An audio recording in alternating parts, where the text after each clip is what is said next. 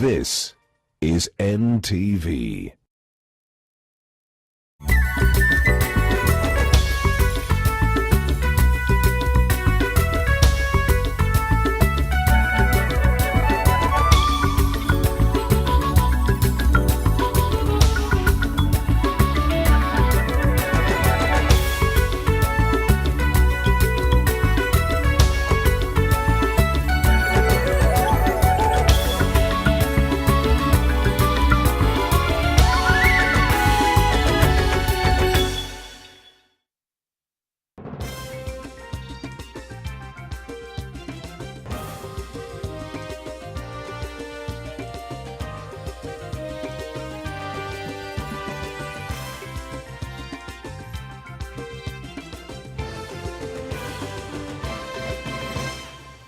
Na mujambo mtazamaji popote ulipo, ni Jumaa nyingine tunaungana nawe kwenye NTV jioni. Mimi ni Daniel Mbule na kupa mwaliko uwe nasi hadi tamati, lakini kabla kukupasha kwa kina, kwanza tunaanza kwa taarifa zetu kwa muhtasari.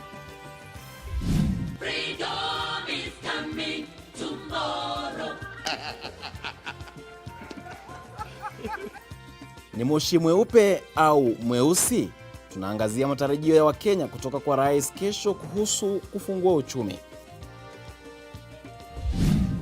We want to pray for the health of our people. Wadau wa dini na elimu wakutana na maafisa wa serikali kujadili uwezekano wa kufungua shule na maabadi.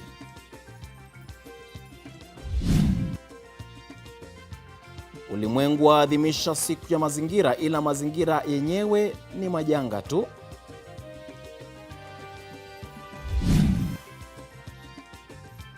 Na ukatili wa polisi unaonekana kuongezeka iwapo visa vinavyoripotiwa ni vya kupewa uzito. Mbashara kutoka jumba la Nation. Hii ni NTV jioni na Daniel Mule. Naam, karibu tena mtazamaji kwa taarifa hizo na nyingine kwa kina katika lugha ya ishara. Hii leo tunaye David Agondoa. Wakenya 131 ni miongoni mwa watu 134 ambao wamethibitishwa kuambukizwa korona katika saa 24 zilizopita. Mtu mmoja amefariki leo.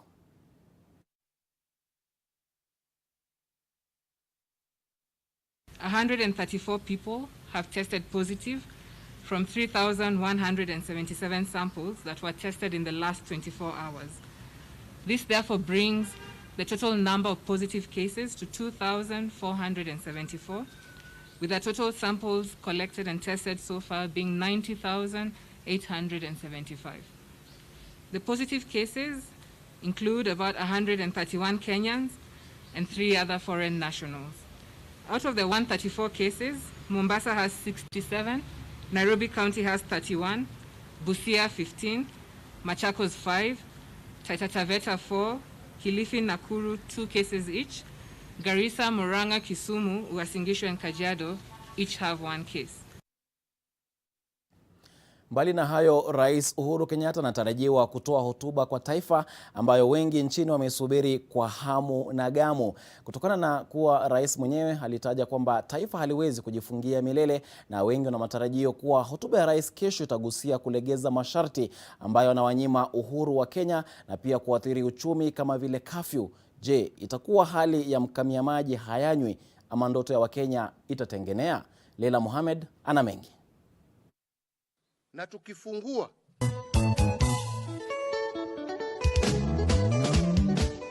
ubunifu wa Kenya haujakosa kujitokeza mitandaoni, hasa katika wakati huu ambapo wengi wako nyumbani kwa ajili ya virusi vya COVID-19. Katika wiki hii, wengi wameunda video fupi za matarajio ya kufunguliwa kwa nchi ifikapo Jumamosi tarehe 6.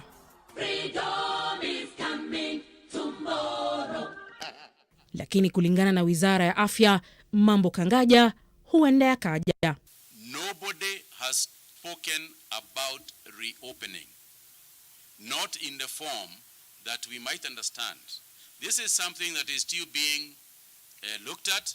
It is something that our experts are still looking at the modeling.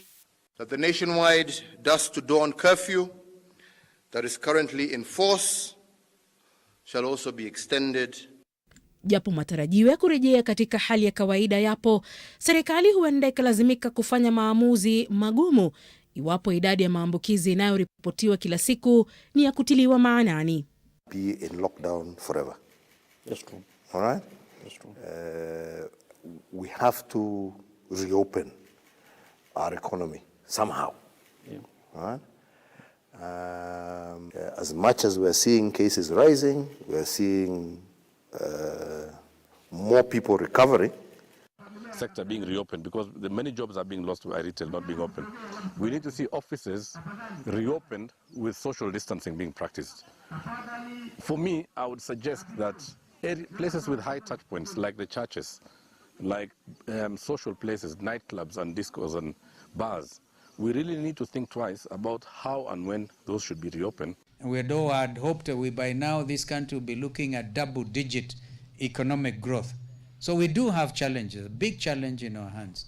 But I want to again urge serious caution, very serious caution, before we can say business as usual.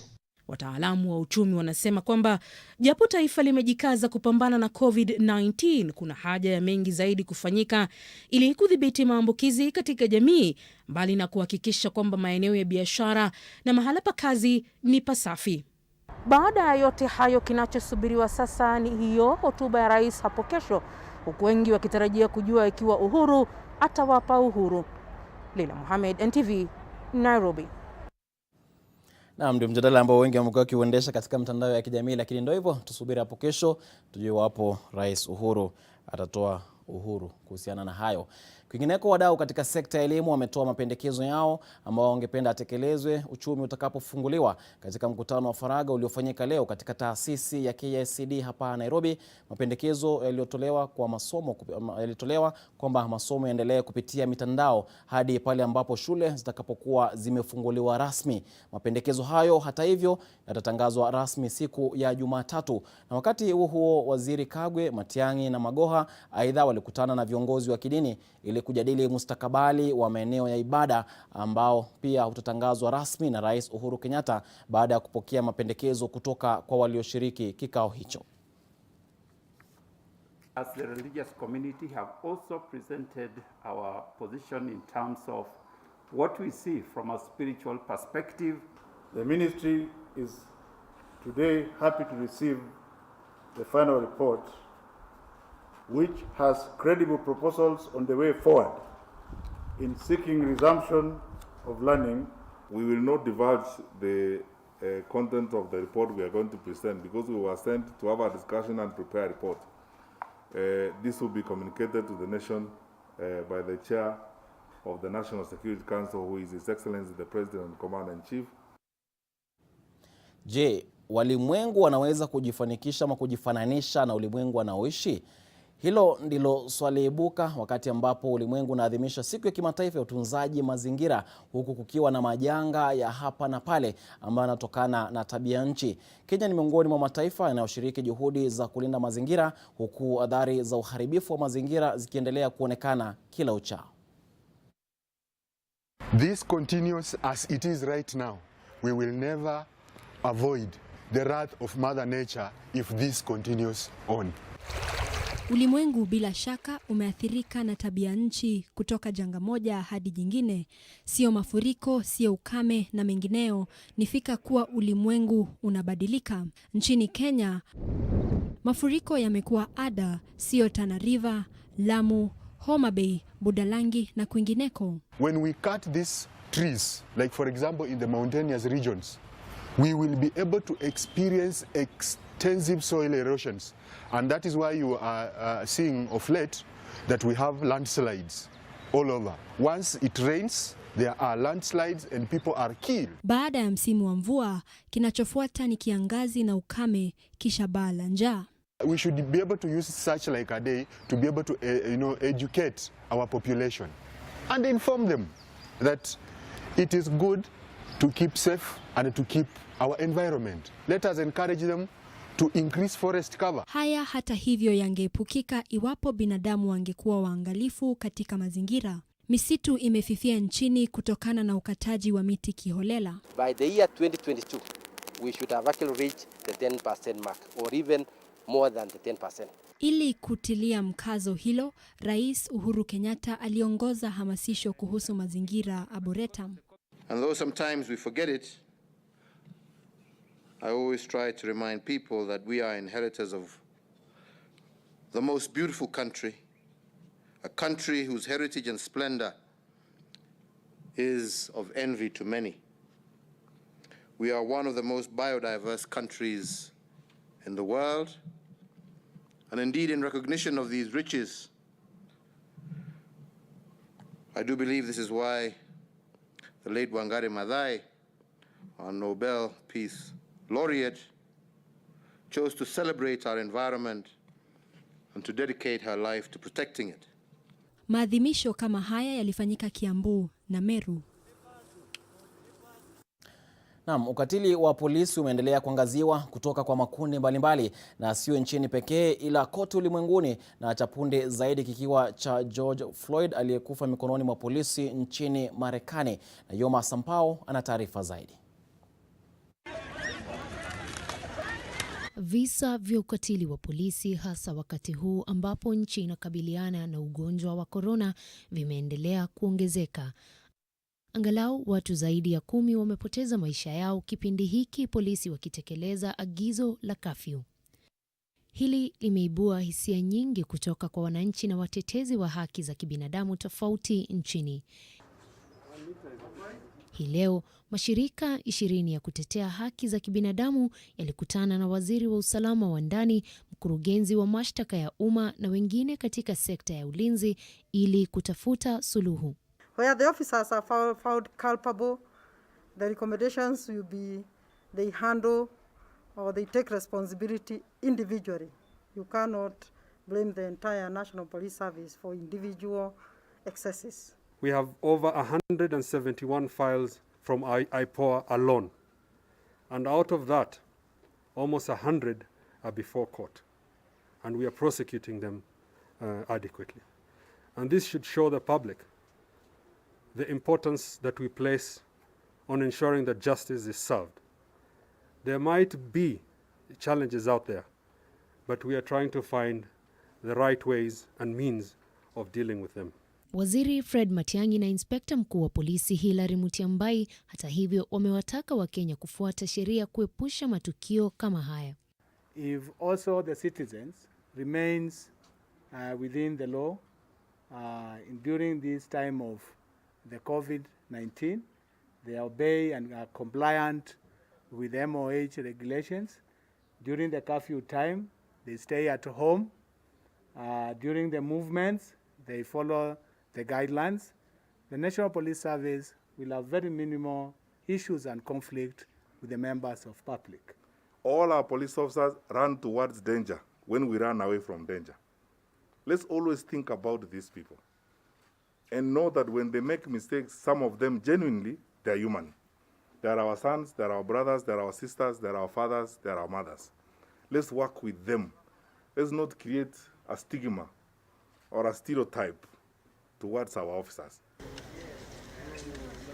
Mashirika ya kutetea haki za kijamii katika mkoa wa Pwani pia yalizindua ripoti ya dhulma kutoka kwa maafisa wa polisi hasa kipindi hiki cha corona.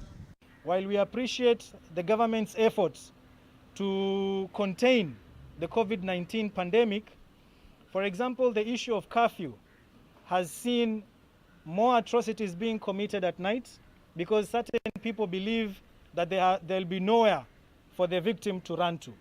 Huku haya ya kijiri, mtu mmoja amepoteza maisha kwa kutumbukia kwenye bwawa kule Kilifi akiwatoroka polisi waliokuwa wakitekeleza amri ya kutotoka nje.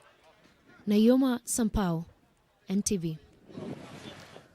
Na mtazamaji, baada ya taarifa hiyo tunaenda mapumzikoni. Kwenye NTV jioni tunarejea na taarifa zaidi hivi punde.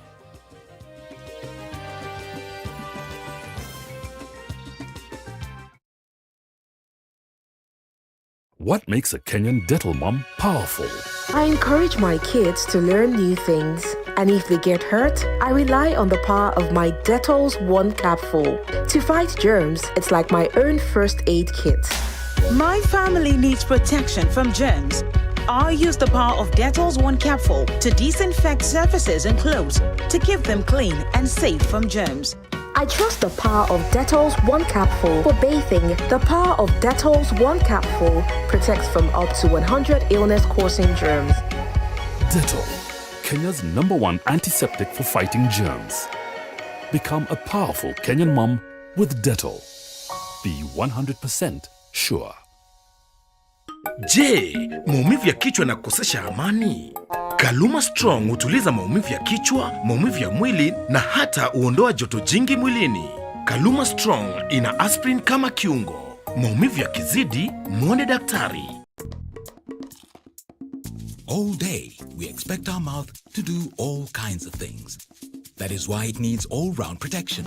New Oral-B Pro Health toothpaste. Its advanced technology helps prevent both tooth holes and gum problems that can lead to tooth loss. It strengthens your teeth, giving them all-round protection.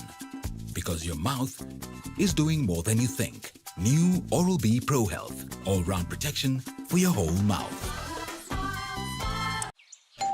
Selena! Toto, where's mommy? Today's a toilet day. What? Oh. Selena! Toilet day? Tomorrow we're hosting a party and it's a matter of my reputation. It's a toilet, not a white shirt. Even if you spend your entire day cleaning with bleach and detergent, it still won't be party ready. Impossible. Challenge. Harpic 10X. Even if you use bleach and detergent 10 times, they won't give you the same sparkling clean toilet that Harpic 10X will give you. Wow! Harpic 10X. Harpic, Kenya's #1 toilet cleaner. This lady is a super achiever, sits on many boards, a proud mom and a force to reckon with. I was those kids, what do you want to become? A neurosurgeon. Why? I want to open her brain, to fix whatever was broken in there. Dr. Stella Bosire. I spent a better part of my childhood in the streets as a chokora. I even had to sell drugs to keep my family afloat. When I hear a man has beaten a woman, those moments take me back deep into those dark moments growing up. I saw my mom being beaten. We buried my mom without teeth. I can't be angry. I can only forgive. Unscripted with Grace, Saturday, 8 p.m.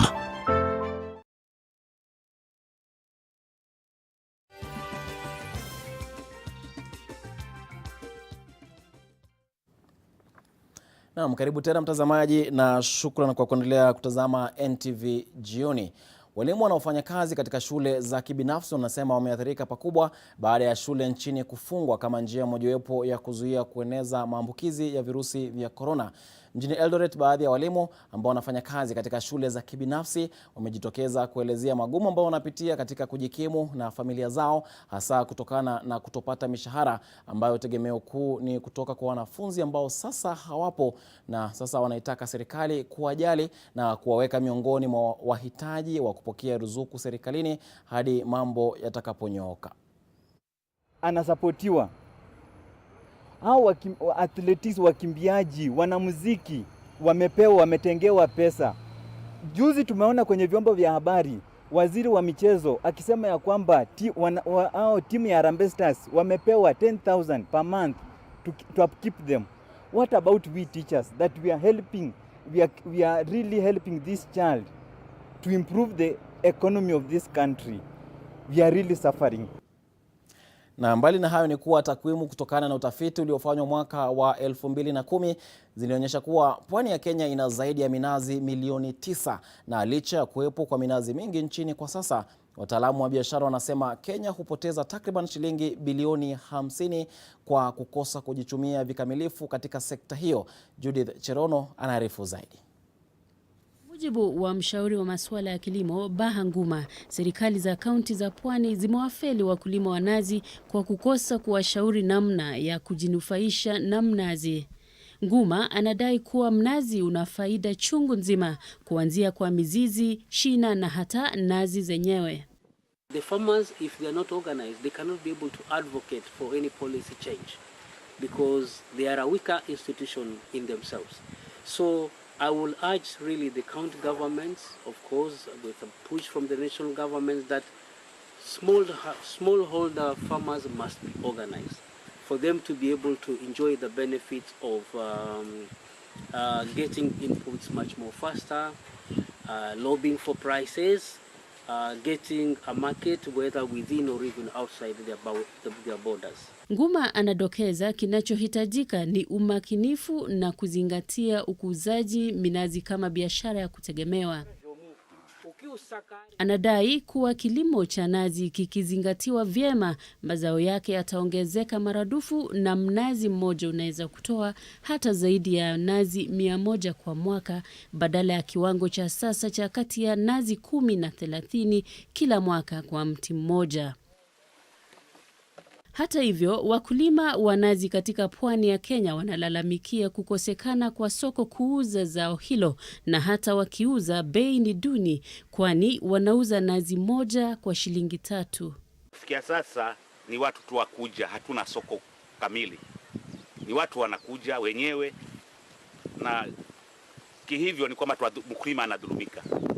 Kwa sababu uko nazo na hujui utazipeleka wapi. Mwaro anadai udhaifu wao katika kuimarisha bei ya nazi kunatokana na kukosekana kwa miungano ya wakulima wa nazi ambayo itahakikisha inawatetea ili wasipunjwe na wafanyabiashara wanaojinufaisha kwa jasho lao. Judith Cherono, NTV. Na mtazamaji, na hapo kesho katika gazeti la Taifa Leo watakuwa naangazia mengi tu, lakini kuna taarifa mojawapo ambayo ameipa kipaumbele kuhusiana na sarakasi ambazo zilitokea kwenye mpaka wa kaunti za Elgeyo Marakwet na kaunti ya Uasin Gishu, ambapo polisi walifukuzwa na wakazi, na maafisa wa polisi walikuwa wanawapeleka madereva 5 wa malori ya masafa marefu karantini, ikisemekana kwamba walikuwa wanashukiwa kwamba huenda wameambukizwa virusi vya corona, na wakazi wenye hasira waliwazuia maafisa hao kuingia katika zahanati ya Chebulet, wakikashifu serikali ya kaunti kwa kujaribu kubadilisha kituo hicho cha afya kuwa karantini bila kushauriana na jamii ya eneo hilo. Kwa hivyo wakawatimua maafisa hawa polisi. Ni moja wapo ya taarifa ambazo ziko kwenye Taifa Leo hapo kesho, kwa hivyo usikose nakala yako.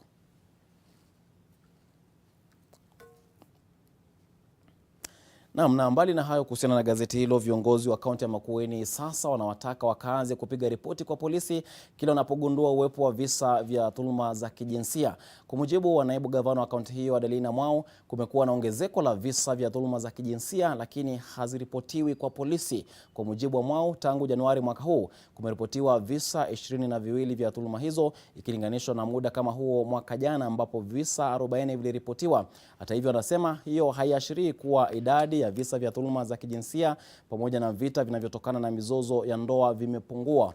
Mwau anasema kuwa serikali ya kaunti ina habari kuwa kumekuwa na ongezeko la visa hivyo, lakini kwa kuwa vinatokea usiku, aghalabu hukosa kuripotiwa kwa kuwa wakazi huogopa kutoka nje usiku kutokana na kafyu. Sasa anawataka wakazi kusaidiana na serikali ili kufichua wahusika wa vitendo hivyo.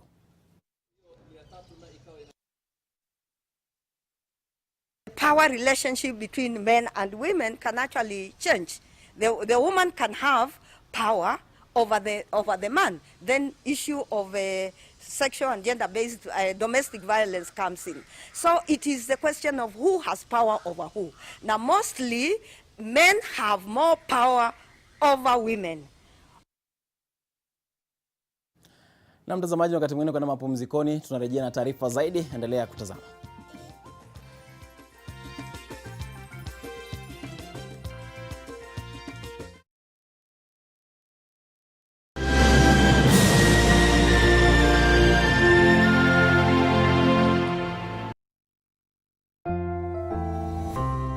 The risk of illness-causing germs is increasing. It is believed that the coronavirus can remain on surfaces in your home for up to 9 days. Touching infected surfaces is one of the ways in which germs spread. Regularly disinfect your floors, countertops, and kitchen surfaces with bleach. And use an effective toilet cleaner inside and outside your toilet bowl. This message is brought to you by Medifacts, JIC, and HAPIC.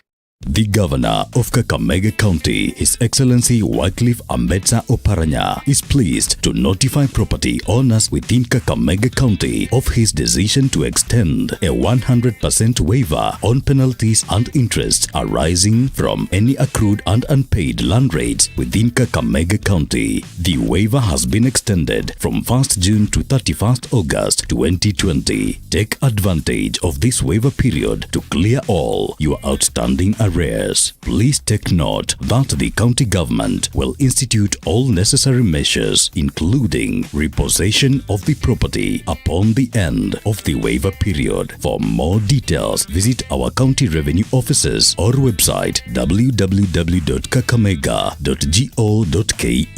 Kakamega County, the green jewel. Birthday party. Birthday party. Birthday party. Birthday party. Are we not inviting? We have gifts. Malaria. Mommy, pests. Rat. Oh, die.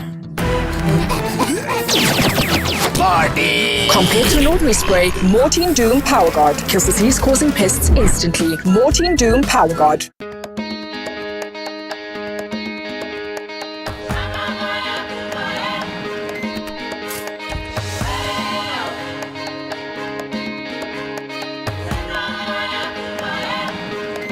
At Stima Sacco, we are a reflection of you. We are a stable, financially sound institution providing tailor-made services to add value to your life, time and money. We are guided by your aspiration. We are Stima Sacco, a true reflection of you. Jana ulipotea hivyo baada ya kupepa ule mtemu kwa potapota ukaenda hivyo. Unajua huyo mrembo alinipeleka hadi kwa nyumba. Nikasema mimi siedi kugalisha masikio. Shughuli. Jawa, mbona mjipendi? Hai, kwa nini? Yaani unawezaje patana tu na mtu kwa street alafu uende ukachapiane na yeye? Kalishizo mashi. Ulitumia raba eh? Hai, kwani bado mnatumia raba? Okay, ngoja niulize jamaa. Nani hapa hivi amepimwa hivi majuzi? Pale kwa Mwangi. Si ni 10 bob. Sijasema kupimwa weight. Saa hizi kupimwa HIV ni haraka na ni bure. Unaweza pimwa kwa clinic na bado unaweza jipimia kwa nyumba yako wewe mwenyewe na self test kit 500 peke yake. Niende nipimwe, nichipate niko positive. Unajua hakuna kitu naogopa kama hiyo. Kuko na madawa na kuko na counseling na utaishi maisha yako normal tu. Kuko na HIV si eti ni mwisho. Wewe uko nayo? Mimi nilishapima. Unapoendelea kujikinga kutokana na HIV, tafadhali zingatia taratibu zote za serikali za kujikinga na virusi vya korona. Afya bora, maisha bora. Jipime, jiinue.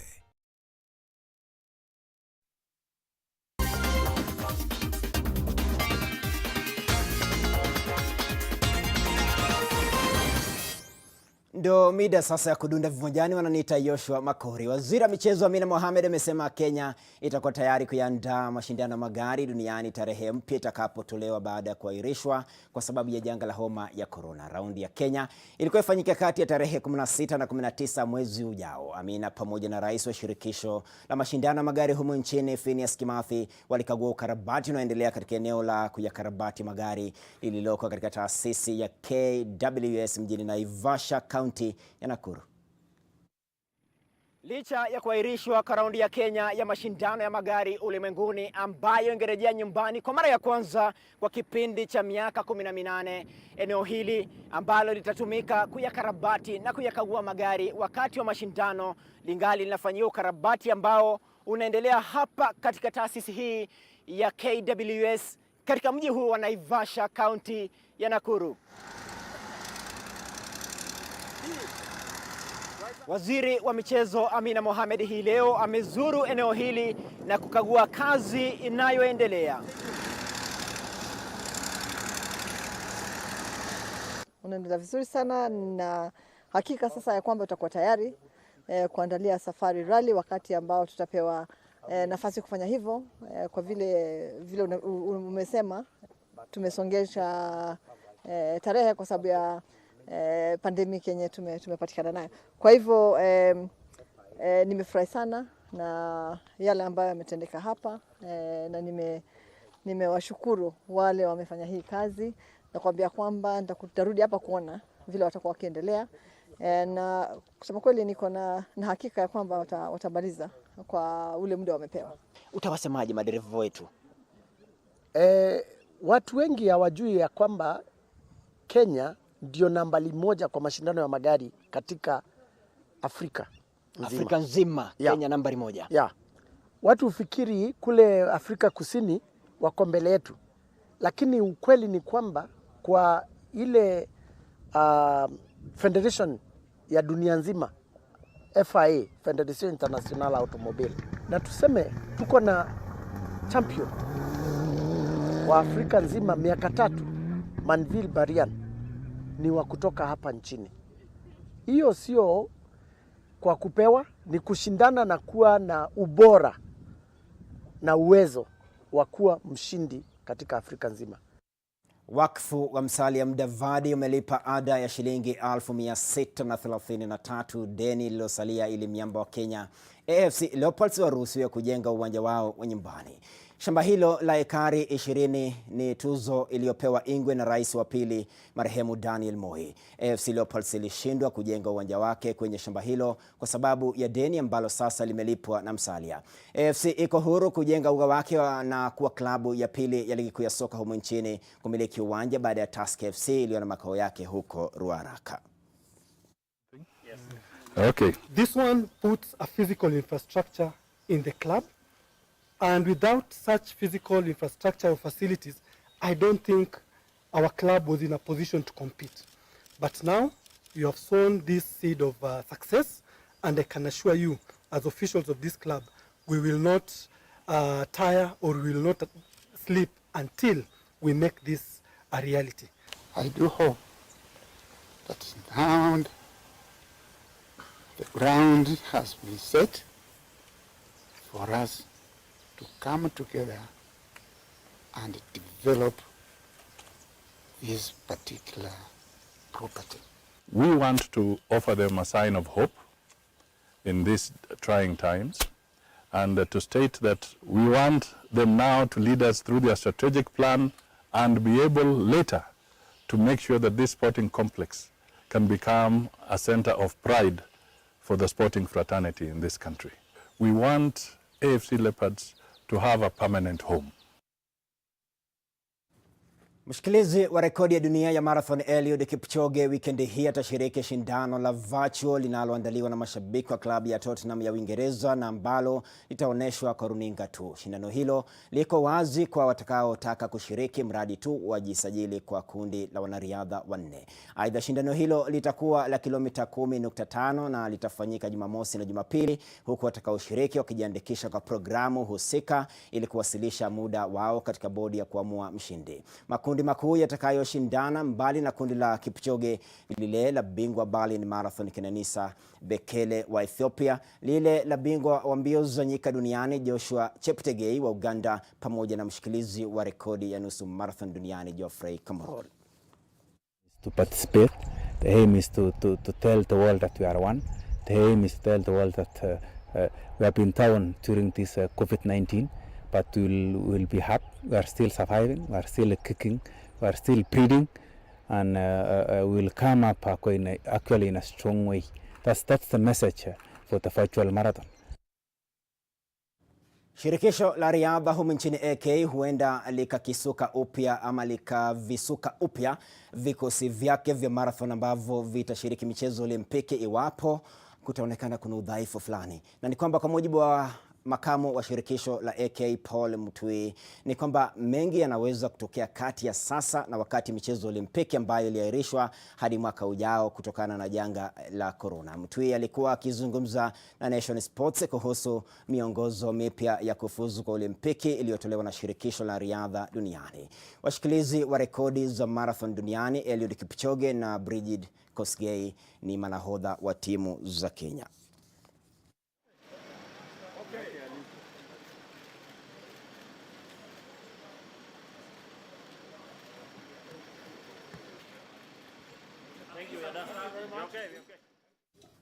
Katika anga ya mataifa ni kwamba ndoto ya Liverpool ya kutua taji la ligi kuu ya kandanda ya England ukipenda Uingereza kwa mara ya kwanza baada ya miongo mitatu imepata ari mpya baada ya ratiba ya ligi hiyo kurejelewa kutolewa.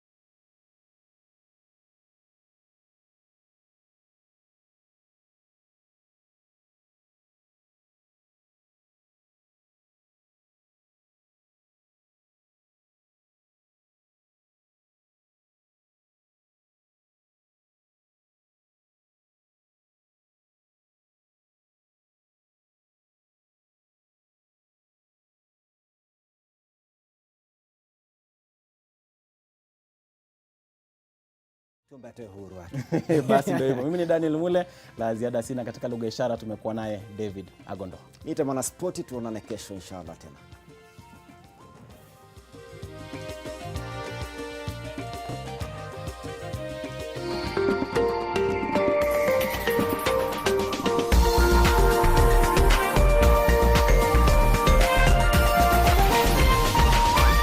This is NTV.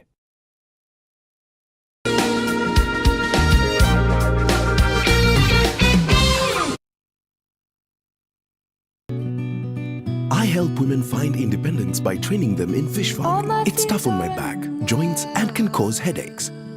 Panadol Extra relieves multiple types of pain. If symptoms persist, seek medical advice.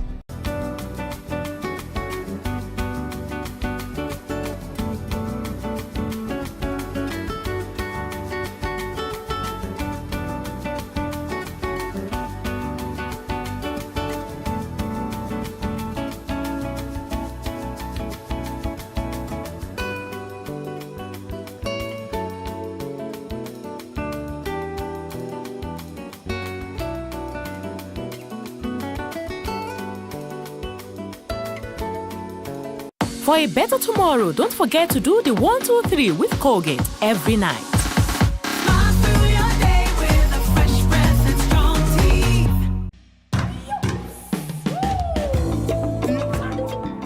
In Kenya, rights to property are guaranteed in law for both men and women. One of the greatest challenges in championing for women land rights is violence. Retrogressive social and cultural practices are denying women access to and use of land. Walikuwa wanasema siwezi pata saba, abu bwana yangu walikufa. How can this be addressed? Wamama wako na haki ya kumiliki mashamba. Her Land Rights, a special documentary this Sunday at 6:40 p.m.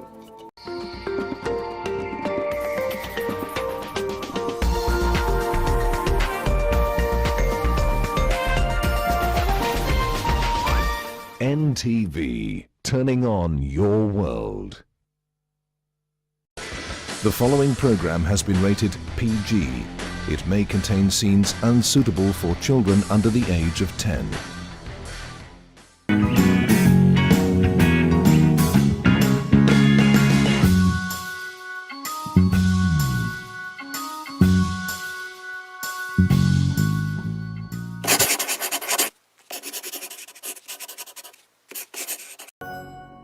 Hello and welcome to the weekend edition. I'm Dr. Kingori. We have a great show lined up for you. Our guests for tonight are your favorite men of God. They've both been featured on different episodes of this show, but when I received a suggestion through my Facebook page to have them come on together, I loved the idea. We have Pastor Mankush in the house. Asante sana. We also have in studio Apostle Mr. T. Sisi yao. Asante sana. I can't wait to hear what they have to say about the hate speech floating around. Ati mapasta wanangoja corona ishe ndio watu warudi kanisa waanze kufanyiwa miujiza za uponyaji.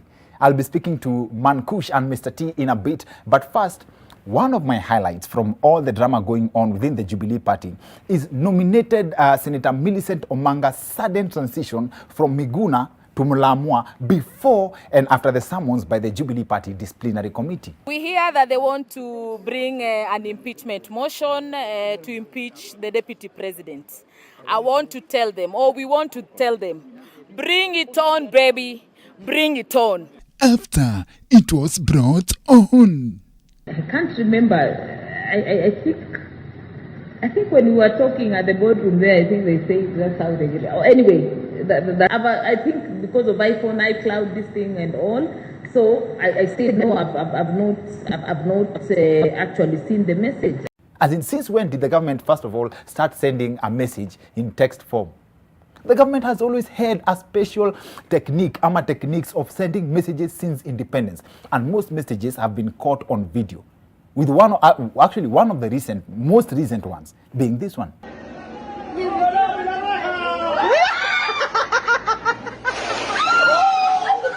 Unajaribu kuonesha serikali nini? See, the guy who pressed the button to release the water alikuwa na option ya kushuka kwa gari, alafu apate huyu jamaa amefungua duka, alafu akajificha nyuma ya duka na amwambie buda tusizoeane. But hii ni serikali, lazima utumike kama mfano kwa watu wengine wenye tabia kama hii. Mayday, mayday, man down. Now the government has always had a special way to send a message. Hapa juzi tu, Machakos Governor Dr. Alfred Mutua held a press conference after he was greeted by the Deputy President. I greeted His Excellency Dr. Ruto and I extended my hand. Nimemsalimia tu hivi ati huyu mtu ameenda akakimbia kunistaki kwa polisi. When the government wants to send a message, wachana na since when the government wants to send a message, it will not be a text. And had the government sent a message, Senator Omanga would definitely get it. Now, in her explanation, if it was me, I'd rather she stuck with her claim that she was celebrating her Sabbath. Just tell the disciplinary committee that the message was sent on your Sabbath day, which, kama tunaongelea text by the way, the message was sent on your Sabbath day, which is a holy day of prayer, so your eyes were closed the whole day. So I did not see the message. I did not see anything. For sure, if you write me a message on Sabbath, that one for sure I'll not even see because it's the whole day. That said, I have been I've been singing, actually that's not talking, I've been singing about the many opportunities in the construction sector, and everyone who has reached out to me on matters on how to get certified by recognized government agencies. I have talked about YMCA, who actually can come to a construction site and offer training and certification. Now, my friend Smart Joker, who has worked in the construction sector before, was a guest on this show a few weeks ago. Na akona as in akopoa job, but he was never certified.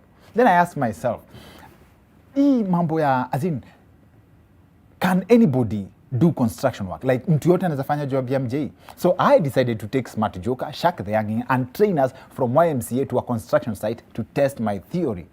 Check this out. Tumekuwa tukipiga story ya MJ for the past few weeks, na nimekuwa na explore sana opportunities zenye ziko kwa the construction sector. And leo nimeleta kwa site Smart Joker na Shak the Youngin to prove that kila mtu anaweza fanya hii job, but watu wengi wanafikirianga job ya MJ ni kubeba mawe peke yake. Hii madhogodhanio unaweza ipea miaka ngapi kabla ishike job? Tusiite sana madhogodhanio, manake kama ni mwanafunzi anaanzaga na madhogodhanio, ukimwambia ni madhogodhanio pengine kesho hata kuja. Sasa hizi ni nini anatengeneza? Sasa unamrekebisha tu kiasi, alafu kujua kutokana na kufanya. Practice makes perfect. Na kwa experience yako ya kazi, ukikutana na jamaa kama huyu, utamtuma huko kwa wiring ama akuja uzie wengine chapati? Sana naweza mweka kwa upande wa wiring ama fundi wa rangi ama hata tiling, manake zile tiles sio nzito sana kuinua kama mawe. These young people, especially in masonry, they don't come to the classroom to get that certification before they get accreditation. Unajua mtu anza na ile mbaya. Wanaanza na PE. Yeah, wanaanza na PE because they know if they come to the site as watu wa mkono, they will go home with at least 600 shillings. Yes. Kwa hii 600 bob ni pesa gani atapatia YMCA for training them on site? There is only 20% of the 600 that is retained by the site managers who have seen the advantage of this. Okay. And that 20% is what YMCA takes. Okay. In this program, we are also with the Habitat for Humanity. And what Habitat does is to provide, subsidize YMCA in terms of training materials. When we see the young person who have no training at all, there is a lot of waste because you will be building, destroying. That is material going to waste. So you are, in other words, saving the owner of the site that costs. But on the other hand, you are helping this young person to earn more money. Instead of being contented with only 600 shillings, this young person have ability to earn even 5,000 per day. There is someone anafanya kazi ya mjengo analipwa 5,000 per day. Of course, they are at different levels. There are what we call the site managers. You won't have a site manager sitting here the whole day for only 2,000, 3,000. Yes. Yeah, they earn money. And also, we build these young people so that they actually go out and tender their own sites. First of all, Shaka ametuenjoy. Na sijui, Mr. Odera, sijui ulikuwa wapi? Smart Joker akibeba hizi ameng'ang'ana nazo the whole time. Hizi ndio vitu Shaka hizi. Shaka hizi ni nini? Hii ni decoration bro, beautification. Ile huko nyuma. Kwani ndio decoration? Si ulisikia ni mndako painting duty. Hapo ndio ningeenda hiyo. Pomejei kuna akina Shaka pia. Yes. Wanakulianga njaro. Mtu tu hata anaenda kwa room. Naona vile wana construct choo. Anaenda anajisunda hapa alafu ana freeze. Akiwa na bundles anaanza kuchat. Yes. Na Foreman anaulizi yako wapi? Foreman sasa pia yeye ako busy. So umeona mimi nimeconcentrate kwa mawe kubwa. Yes. Na Shark na analeta tudogo na simu notice. The good thing and the reason we actually doing this is because kuna watu kama akina Shark wenye si hawakuwa custom made kubeba mawe, but umesikia mwenyewe amesema anaweza fanya kazi ya painting. There are very many opportunities in the construction sector. Job ya mjei si kubeba mawe peke yake. Kuna other things you can do. Unaweza fanya decoration. Shaka amejiexcuse amesema yeye reason alikuwa anachagua tu tumawe tudogo ni kwa sababu yeye anaweza fanya job ya decoration. Kuna hizo jobs za decoration. And the reason again, and I keep insisting, the reason why we are doing this is because kuna opportunities more in the construction sector. So kama unafikiria kubeba mawe ni hard, there is still something for you. And this project ya kusaidia kuimprove mambo ya construction sector has been made possible by Habitat for Humanity International, and this is an organization with a long history of promoting affordable housing and affordable and adequate housing across the globe. Hiyo ni dunia yote, kila mahali. And Habitat for Humanity International wako na branch inaitwa Tawiliga Center for Innovation, which is supporting and promoting housing na innovation solutions through market-based approaches. Among the center's programs ni kama housing construction labor, and this is a program that seeks to improve the adoption of quality housing construction services. Na hizo ni kama zile services zenye mafundi wanafanya. Like kama wewe ni fundi, you fall right under the programs za Habitat for Humanity International's branch hiyo ya Tawiliga Center for Innovation. Now to our main subject of the show tonight. Last week, former Kibwezi MP Kalembe Ndile was on the spot after he made these comments about the church. Mimi naomba hao watu wa makanisa wote waombee corona ishe kwanza ili waende kanisani sasa. Hapo tu ndio tutajua tumeshinda. Lakini huwezi kusema hata corona ikiendelea tupewe ruhusa tuende tuchukue sadaka. Hapana. Ombeeni corona iishe. Fanyeni ile miujiza. Now, first of all, this statement is unfair to pastors to some extent, because doctors who have been treating other diseases for the longest time have claimed that they need time to learn how to properly combat COVID-19. So, in pastors' defense, labda corona pia ni pepo mpya. So, time is needed to familiarize. Plan vile mtaikemea. Now, there have been concerns that things seem to be gradually going back to normal. Markets, some hotels, and bars have been reopened, but churches remain closed. However, mambo ya going to church is a whole new subject. Some people will find any excuse not to go to church, COVID-19 being the most convenient. Mtu kawaida aendangi kanisa, but now with the outbreak of coronavirus, there is comfort in the idea that kama ni kuchomeka juu ya kutoenda kanisa, pale kwa moto mtakuwa na archbishop, reverend, and if you're lucky enough, mnaweza chomeka mpaka na pope. On what Kalembe said, some pastors have dismissed him on grounds of how can he convince Christians not to go to church after COVID-19, yet he was not able to convince the residents of Kibwezi not to de-whip him from the seat. Now, many people believe that faith, healing, in this context, healing is all about faith. And doing research on this subject, I found that the Kenyans who agree with Kalembe are classified, they actually feature in the Bible. Look it up. They are classified under Matthew chapter 8 verse 26. Inasema, O ye of little faith. O ye of little faith. So these Kenyans are the real O ye's. Respect the real O ye's. So on these matters, actually, everything Kalembe said, because it is a subject of importance. He has a point, but how true is this point? Pastors do have a right of reply. So kindly, let's extend this conversation to the second part of the show with Pastor Mankush and Apostle Mr. T. Tusikie kwa nini mapasta hawajatokea kuponya COVID-19. See you guys in a bit.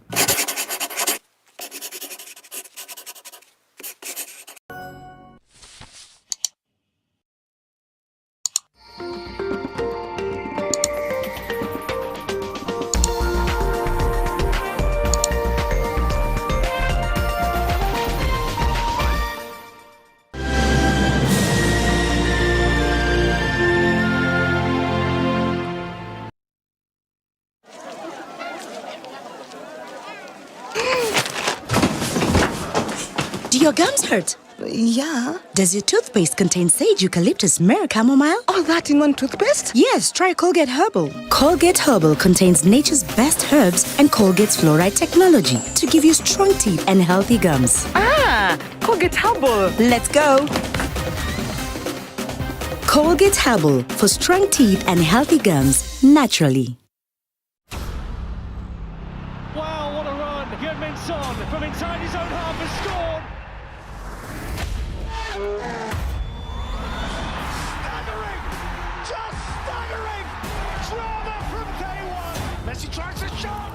Leo Messi celebrates that one. This is the league we want to watch. Where does football go from here? The wait is over. Live sport is coming back. Stay connected to DSTV.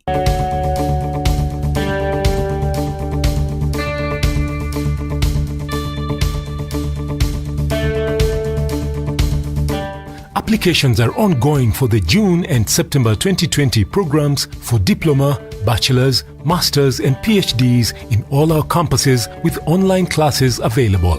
Prevent the spread of COVID-19 by following the government health guidelines. The University of Nairobi is a world-class university committed to scholarly excellence.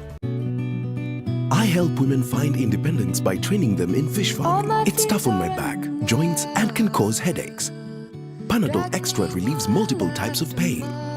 Panadol Extra, now with new Optizorb technology to fight multiple tough pains with 3 times more pain-relieving medicine in the first 30 minutes when you need it most. Seeing them support themselves makes any pain worth it. If symptoms persist, seek medical advice.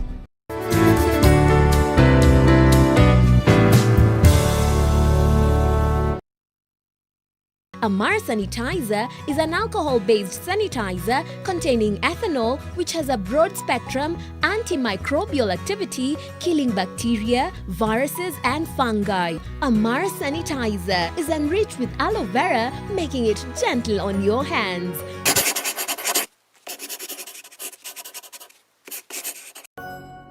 Welcome back to the Weekend Edition. We are back with your favorite preachers ever on the show. Alafu, it's interesting that wamekuja kama wamevaa masks. So I think that answers the question, what they really feel about COVID.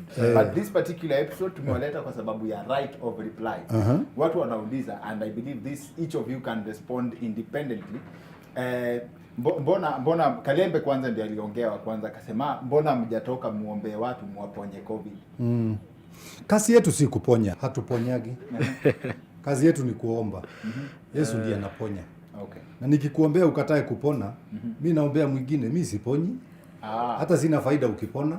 Okay. Faida ni kwako. Sawa, Mr. T. The truth is watu wanapona. That is the truth. Na pia watu wana dead. So ni kumaanisha prayer inanga distance. Wasa wana pray place yenye wako. Wasa wamekuwa kimention wasa wa COVID place yenye wako. So ni vile the fact that wako hosi gavatu itasema walipona juu wali go through the process. Lakini pia tuwezi ignore that medical science intelligence pia ni process ya healing. Discoveries nyingi ambazo zimehappen za kusaidia humanity, majority of them ziko na Christian background. So hatuwezi kata science, hatuwezi kata madoki. Mbona umevaa mask ukikuja hapa? Ni ya kujiprotect kwa sababu niko na akili. Sio mambo na imani. Hii ni akili. So separation inakuja wapi ya akili na mambo ya kanisa? Kanisa sasa imekuja wapi na akili yangu? Kanisa imenikuta mimi niko na akili. Kwani hauna imani? Hauna imani? Niko na imani lakini nina akili. So I know where najua mahali zinaachanaga. Unaona, huwezi kuniambia kwa sababu niko na imani nisiende hosi. Nitaenda hosi nipewe hizo matembe bwana. Nijaze kwa mfuko na niombea watu wapone na mimi niendelee kukunywa zangu. These things, let's not try to stereotype everything. Yes. Ati sasa kwa sababu tuna imani, sasa tuende tushike nyoka, maana Biblia imesema mtashika nyoka. Ati sasa uende kichakani kushika, utakufia huko kichakani hiyo. Hata mazishi ya watu watakuja, hawatajua umekufa. Pastor Ng'ang'a alikuwa amesema mahali watu wafungiwe mahali, sema wachungaji wafungiwe mahali na watu wa corona waombewe hiyo corona iishe. Wewe unazajiamini na hiyo? Uende upelekwe tu quarantine ukiwa tu sawa na kwa imani watu watoke wakiwa wanajua hakuna disease God haiziponya. Hiyo ni possible. na kumekuwa na conspiracy mob kuhusu origin ya corona. Yes. And one of them ni ati factually it's accepted. Virus huchukua between 700 to 800 years kutoka. So hii virus ilitengenezwa kwa lab. Ni vile hatujui ni lab gani. So hata tukianza kuangalia God could deal na kitu binadamu amedeal nayo. For me the first question itakuwa tunaombea watu wapone ama tunafaa kuombea intelligence ya watu juu after corona watu wanaweza toa kivirus kingine. So ndio Paul alisema tukipray aturushi tu majabu juu corona imekaa mtu na ikemea. Lazima tujiulize hii kitu ilitoka wapi, source yake iko wapi, ndio tu deal na root cause. Muka niuliza root cause si corona, ni intelligence ya binadamu. So leo tunaweza bind COVID tuseme in the name of Jesus imeshindwa, kesho wasiwa kuja na COVID 2021. So ikuange hawa setu bado wana produce vitu. Yes. So basically prayer ni fitting but prayer ni powerful tukijua ni nini tuna deal nayo. Okay. Informed prayers are more powerful than just prayers. And number two, to add on what my brother is saying here, mimi siwezi enda kuwaombea watu wa COVID. Ati nifugiwe hapa na watu wa COVID. Nianze kuwaombea. Si hata mimi nitakuwa victim. Kwani maombi yako inawakaje? Sikiza hapa brother. Maombi yangu ina work this way. Faith belongs to you. I am a tap. Mungu anitumie ni mwage maji. Ukikataa kukunywa itatiririka iende na ukufia hapo. Okay. Kwa hivyo imani si yangu. Alipoponya huyu mwanamke ambaye alikuwa anadodokwa na damu for 12 good years. Kwanza aliuliza nani ameniguza? Nimesikia kama ndodoka. Sawa. Na sasa yeye inamaanisha kama faith ni ya huyu mtu for example. Mbona mtu ana need pastor, and this goes to my skeptic wenye wanasemanga labda hata hakuna haja kwenda kanisa. You should differentiate religion, gymnastic and spiritual things. Some are doing that because they are brainwashed. They are being shown that the pastor is brother of God, that they can't do nothing with. Excuse me, I'm a priest in my own house. You are a priest in your own house. He is a priest in his own. You have the power. Why do we go to the church? It is because where 2 or 3 are gathered, he is there. That's the reason we go together, so that we can praise and worship him. But if you go there without faith, excuse me, kurara garage hauwezi kuwa gari asubuhi. So if you come from a family and you iko na more than 3 people, you don't need to go to church. Because you gather every day as in more than 3 people. Listen to me. Gathering of the saints is a command in the word of God. But that does not mean that ukienda huko ndio utapata faith. Unatoka na faith kwako. Faith is personal. Yes. Haitokagi kwa pastor. No. Watu wasidanganyane. Wacha nikwambie bwana. Unajua sasa mmezoea kudanganywa mpaka sasa mmedanganyika. Sio mimi ati niseme sasa brother T sasa kuwa na miguu 3. Na yeye mwenyewe anajua hawezi kuwa na miguu 3. Hawezi. Imani ni ya mshirika. Kazi ya pasta ni kupewa neno. Naye Mungu anafuata neno, linatimiza ahadi ya neno. Kwa hivyo imani si ya mchungaji. No. Aya, sawa. Imani ni ya washirika. Sawa. Mr. T. Yes. Wewe na Mankush, you are both preachers. Yes. But I've listened to both of you. But kuna a lot of difference in how you guys preach. One, Mankush hapa nilimuuliza tu casually, pigani God. As in, akasema yeye hawezi pigania God. Straight up, Mankusha kufichangi. Siwezi pigania Mungu. Mimi na Mungu nani mzee? Nani ana nguvu? Unasikia? Kwanza hata vita, wache kumpigania, hata vita yake na shetani, mimi siingiliagi. So wewe ukemeangi shetani? Sasa tunaulizana nini na shetani? Si mimi naita Yesu ndio wanawezana. Mankush, Mr. T. Nyi wote, first of all, nyi wote mumeitwa na mtu mmoja. Na yona is a backup. Kuna Ephesians 4:11 inasema wakati Yesu aliascend, alipatia gifts to men. Yes. Na akasema some apostles, some prophets, some teachers, some evangelists and some pastors. It's called fivefold ministry. The fivefold. Sasa unakuta kwa hiyo fivefold ni kama neema iko juu ya Mankush ni tofauti sana na yenye iko juu yangu. Na hiyo neema ndio ina dictate kazi yenye nafanya. So wewe uko kwa department ya shetani, kudili na shetani. Bila jua don't put words in his mouth. Okay, sawa basi. Najua neema iko juu yangu ni more of apostolic.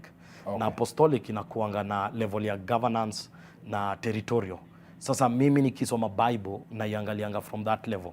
Juu hiyo ndio kazi ya apostles tukiangalia Paul and all that. Nikiangalia mtuka pasi Mankush naweza tell he's a shepherd, ni pasi. Yeye ako na welfare watu wana grow kwa imani, watu wanajua Mungu on a personal level, na ndio hiyo. Sasa ndio maana unakutangaa, unaweza tupe the same scripture, yeye vile ataihubiri atakuwa with the heart of a shepherd. Okay. Mimi vile nitaihubiri nitakuwa na the perspective ya apostle. So we are still preaching the same thing, same sender, but different assignments and different roles. So kama mtu amegrow akienda kwa church ya Mankush na mtu amegrow kwa mtu akienda kwa church yako, they are getting two very different things. At the end of the day itakuwa ni one message. Si wote tawapoint kwa Christ, tawapoint kwa forgiveness of sin, tawapoint kwa redemption. Yes. So ni vile tu assignment. Nikasa wewe umekaa hapo ka Dr. Kengori, after that mtu wa news atakam. Yes. Ni same office, same employer, but yes, different roles. So utakuta we job yako ndio unasoma news na kuna information una pass but through comedy. Na we kuna ule sasa lazima akwe serious kizungu kila kitu. Yeah. Akisiniza atasema sorry, wewe unaweza siniza na ucheke na ikani joke. So ni hivyo, ni tu kuelewa kuna different jobs. That's why siwezi ingilia kitu anadu kwa sababu job description yake ni different na yangu. So I just need to celebrate. In short, unaweza cough akwambie bless you. Na mimi ukikofu nikwambie ndugu huyu unataka kutuua. Mtu anajuaje ameitwa kwa gani? Inadepend vile uliitwa. Kuitwa ni wewe hivyo ndio wewe uliitwa. Wewe uliitwaje? No, si kuitwa hivyo. No. Why do you want to know how I was called? No, I didn't ask to know how you were called. Okay, basi, how do you know you have been called? It is because you are working together with the caller. Waja nijibu hapo pa calling. Calling inakuanga ni burden. It's a burden. That's what utakuta mtu akona genuine call, akuangi na objective ya personal benefit. Wakati, that's what utakuta most of the pastors wenye walianza genuinely walitumia do zao. Ukikaa chini na mawife wao utasikia kuna ploti tuliuzanga ndio tujenge church. Hawakuwa nafikiria washirika watakaa turudishe do. Kama mimi. So hiyo burden wewe ufikiria washirika niliuza gari ndio nijenge kanisa Githurai. That's where I started. So hiyo burden haikuangi juu ya benefits. Sawa. That's a very good point. Na sahi COVID ita change vitu mob sana. Hata vile watu wanagather. Kuna change hatuwezi avoid. Na kila generation ukujanga na new dynamics. So saizi kuingia online will be a new norm. Hata church kirudi bado utakuta kugo Facebook live na kugo YouTube itakuwa the new norm. I'm online as my brother is saying. I'm having over 30,000 people per night. And they are giving good offering. Sasa mtafunga hiyo. Sasa basi hiyo yako pia ni Club COVID. No. Mr. Tio unajua Club COVID? Of course naijua na hata nili-SMS huyo mzae nikamwambia hii time unaona cheki saizi vile Black Lives Matters. Yes. Watu wamekuwa kitupa picha za Martin Luther. Ndio alifightia rights za black people. Hii generation war yetu si ya kufightia black za white people. Si tunafightia generation ase wana mentor. So mtu kwenda live na Black COVID ni kukill the same integrity ya Luther na Mandela wenye walikuwa wanafightia the sanity ya generation. Jio tu kitu ina push masturbation. Nani watoi wa high school ndio wanakwama hapo. So mimi nilikuwa tunataka kumuuliza, yeye juande hata mari na atapata mtoi. Akiingia kwa hii dunia, will he look back and say I contributed to the chaos or I contributed to the sanity? And the worst part waja umesikia tu rumors za Club COVID kama uliingia uka witness, uliingia kama kuhani. Nimekuwa nikiangalia na naona hata dozi zimereziwa na kuna concept ya tunasaidia wase. Najua ni kama saizi kuchukua mtoi yako na shida, umwambie enda Koinange utaunda do na nikulete kishuga dadi kikulipe jua kudozi naye, because at the end of the day kuna decency, kuna humanity, kuna why should you be naked for me to give you money? This is modern day prostitution. That is blood money. Hiyo do itakost huyo gathe wache iende on air, itamcost either atakuwa na so much money but no peace. You see right now people are fighting the church. Yes. People are sarcastically talking to the preachers. Yeah? Yes. But they have to pay for it one day before they die. There is God in heaven, my brother. The one we serve. He knows how to revenge. And that's why he told us not to revenge for ourselves. There is God above who knows how to revenge. Yeah. But wewe umesema God na shetani beef yao, hiyo mambo wewe unapigania mambo yako. So how does God come in to revenge for you, but your business is your business? But you see already what he did to the devil. The devil got no chance to repent. I have. That's the difference between the difference between and the devil. He don't have a chance to repent. I have a chance to repent. So nobody died for the devil. Christ died for me. Shida ni ati ujuangi time katanuka, time ya kumanyuri ya ujuangi. Unaweza toka saa hizi uchoto na nduthi. So the best thing ni in fact hakuna time fit ka kuserve God kwa myang.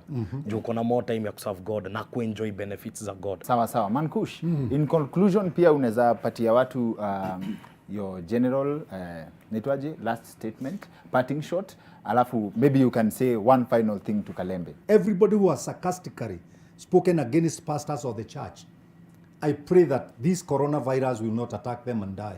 I want them to live and see what the Lord will do to us who believe in him. So keep your eyes focused on God. I'm saying amen on behalf of all the haters out there, even the ones who've not been mentioned. That's what we had for you tonight on this particular episode. Remember, every weekday, niko pale Nation FM na Kate Reader, #Kate and Kingori, from 7 to 11 a.m. But for the weekend edition, tunakutana next week, same time, same place. Notification gang, mnajua place yetu ni pale YouTube kama kawaida. Otherwise, asanteni sana. See you next week, same time, same place.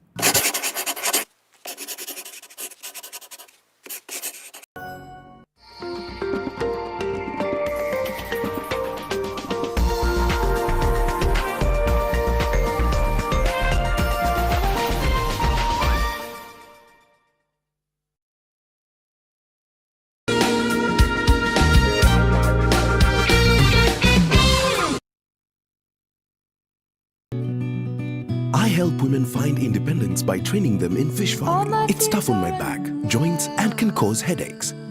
Panadol Extra relieves multiple types of pain. If symptoms persist, seek medical advice.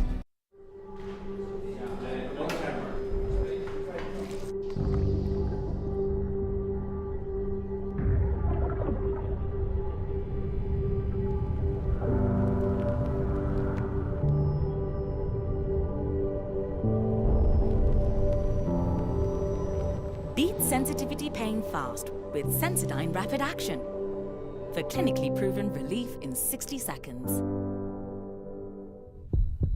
See, I had my trials when my bills dried my eyes. Retinoblastoma, a very rare cancer but very common in children. All my primary life and high school life, I never had any desk mate.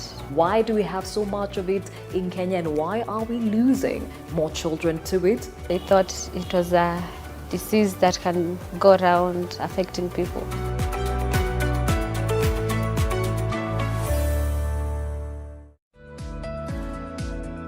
It's our responsibility to fully participate in ending this coronavirus pandemic. Let us know that early detection of the symptoms will ensure early intervention to manage the symptoms and a quick recovery from the disease. Let us therefore be vigilant and not anxious as we trust and believe in God, our source of healing and restoration, as stated in Jeremiah chapters 30 and verses 17. But I will restore you. I will heal you. I will heal your wounds, declares the Lord.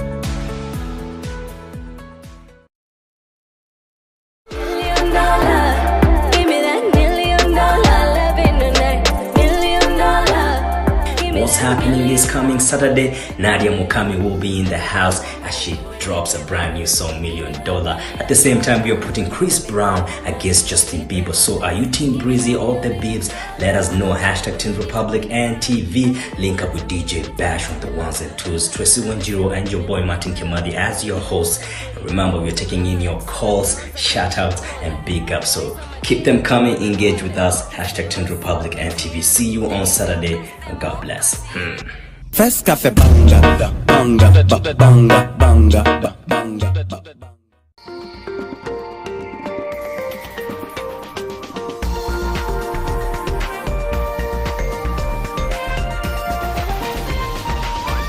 NTV, turning on your world.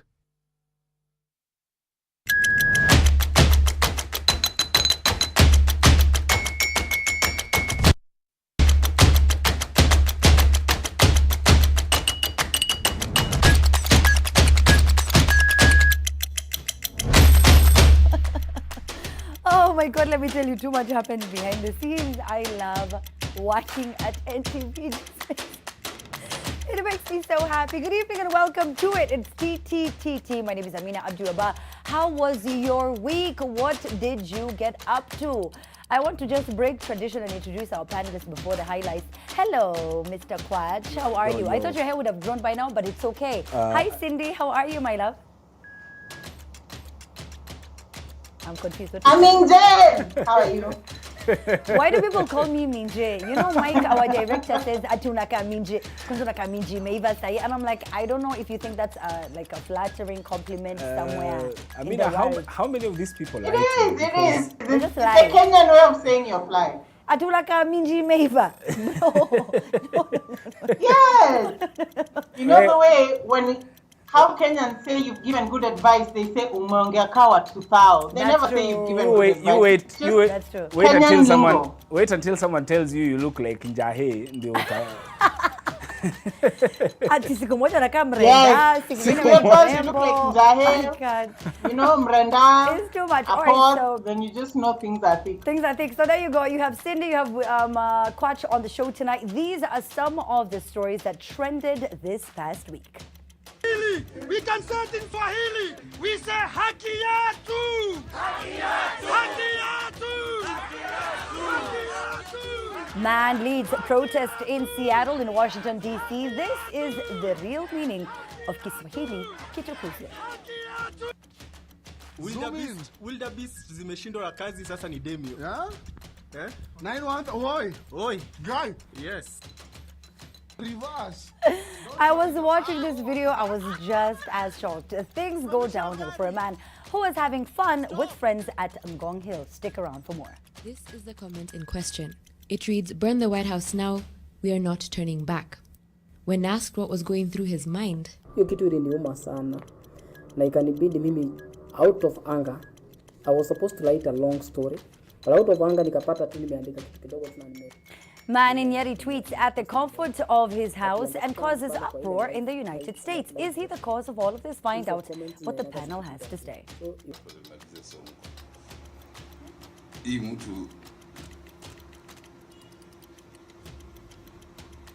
Ati kuna Uhuru Gizani.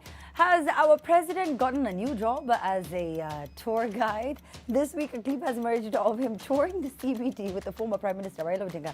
A walk in the dark it was.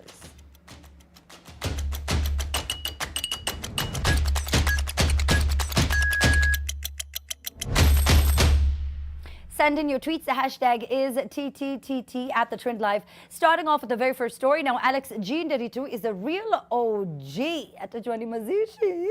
Now, we thought Martin Luther King Jr. used to organize some of the best uprisings by going to the streets. But Alex Nderitu, see, he managed to do the same at the comfort of his bed somewhere in Nyeri County. Take a look at this. this is the comment in question. It reads, "Burn the White House now, we are not turning back."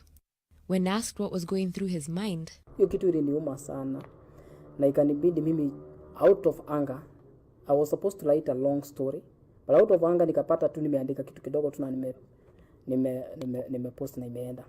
But you understand pale kwa ile live watching, hizo comments zinaendaga zikipita juu, so you cannot reverse and edit, right? So ikaenda tu. After some few minutes nikaona imepigwa screenshot mtu. Oh my God, Coach, you saw that tweet, didn't you? I did. What did you read it? Where? First of all, I'm not sure why people are shocked by this tweet by Malcolm Alex, because this is not the first time Kenyan. I like. I wasn't ready. You said Malcolm. I was like, who's Malcolm at? I was like, oh, what's that? Yes. Anyway, yes. So we from Siaya know that this is not. Yeah, we know that this is not the first time someone from this side is causing uproar in the United States. One of our sons caused uproar inside the White House, not outside. Nice. Yeah. So. Say it like you mean it, Quash. They better recognize. Differentiate the two plateaus. There is the United States and there is the White House. Okay, Yes. the Capitol. Let's get it correct. Yeah, but I don't know, when an interesting thing that I saw when people are talking about Alex Nderitu, what came to my mind is when I saw people saying that Kenyans should not join in the protest that is going on in the USA because we have our own problems. I saw that. And in my mind, I was asking myself, when did we start discriminating problems? When did we start saying that something that is happening to someone somewhere else does not concern us? Because now, of course, have been saying that for a long time, Coach. They said that when Kenyans were, giving their 2 cents about Brexit, and people were saying, hiyo si shida yako, wewe unaishi Kibera, unafaa uhandle sijui shida gani, unaongelelea nini Brexit? Because the truth is, whether you speak about what happened to George Floyd or not, your problems will still remain to be your problems. True. So you can as well address what is happening, because now the world is a global village anywho. You don't know, maybe the next time you will be the one going to America and this will be happening to you because your skin is the same as George Floyd's. So you don't know. You don't know. Yeah. I like that. Cindy, what do you think? Well, I think the reason why people are a bit livid that there's so much uproar by Kenyans about George Floyd and there isn't enough uproar by Kenyans about what's going on is because we have seen what uproar on social media has caused. It can cause social change. It can actually have physical change, because if George Floyd's video wasn't shared, there will not be this movement going on, and maybe finally racial segregation will be addressed in the US. What if we gave the same energy to our issues here in Kenya? That's the spirit of the conversation. If we did, then maybe we would have better restrictions when it comes to the whole COVID-19 issue. We would have better policing after curfews, and would have less and less cases of people passing on or being brutalized or being bribed with quarantine when they are caught after hours. So it's just about allowing Kenyans to be as upset about our issues than take, the mantle and become very international with our protests.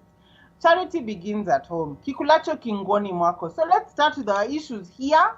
Let's be sensitive with our issues. Let our collective voice bring change. And then we can join our brothers and sisters in the US. Okay. All right. And I do agree with Cindy because, for me, when I was looking at the protests, I related it to, of course, our very own police brutality that we experience on a daily. Last week, Kwach said, if, it's me today, it's you tomorrow. And I know today doesn't seem like it's a problem for you, but you're the same person who tomorrow will be affected by the same problem, and you'll want to stand up, so we should stand up together. And I think I failed to say this last week. There are some incredible policemen and women around this country who have devoted their lives to selflessly take care and protect Kenyans. And they have prioritized our lives, our livelihoods, our safety, and all of that. So I don't want it to be like it's a blanket statement. But for that, Cindy, you're right. My heart is very heavy. And my heart does bleed for Yasin Moyo, a 13-year-old boy with a long life ahead of him, innocently gunned down in the balcony of his home. That I relate to from the George Floyd story. Samuel Maina, a young man brutally beaten, robbed, disfigured, and left for dead. My heart bleeds for Kamis Juna, a border rider, if you remember, who selflessly took a pregnant woman to Mama's Lulusi, if I'm not mistaken, and then he lost his life. A homeless man in Mathare the other day who, what's his name? The Boniface Mwangi was trying to, fight for. So human rights activists are, just in anger, saying that, some of these things need to stop. And you're right, Cindy, we do need to feel the same sort of like anger and like rage here at home.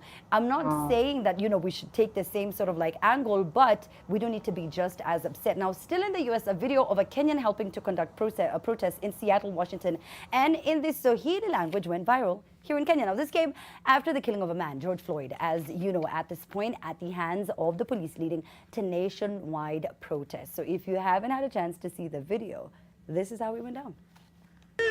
We can say it in Swahili. We say haki yetu. Haki yetu. Haki yetu. Haki yetu. Haki yetu. Haki yetu. Haki yetu. Haki yetu. Haki yetu. Haki yetu. Haki yetu.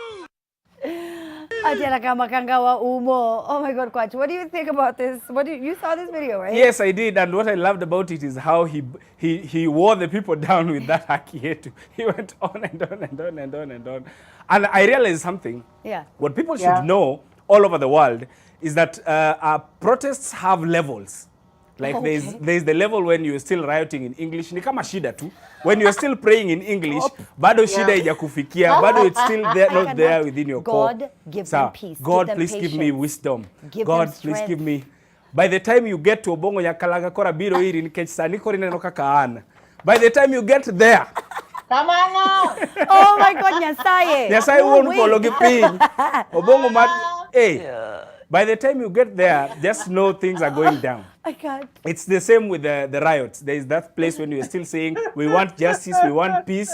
Then you go to the next level when you are saying, a people united can never be defeated. Oh, then you get to Hakietu. Oh, Steam Panda. Steam Panda, yes, there. Levels. And then on top of the chain is tunataka tear gas. That's like now the...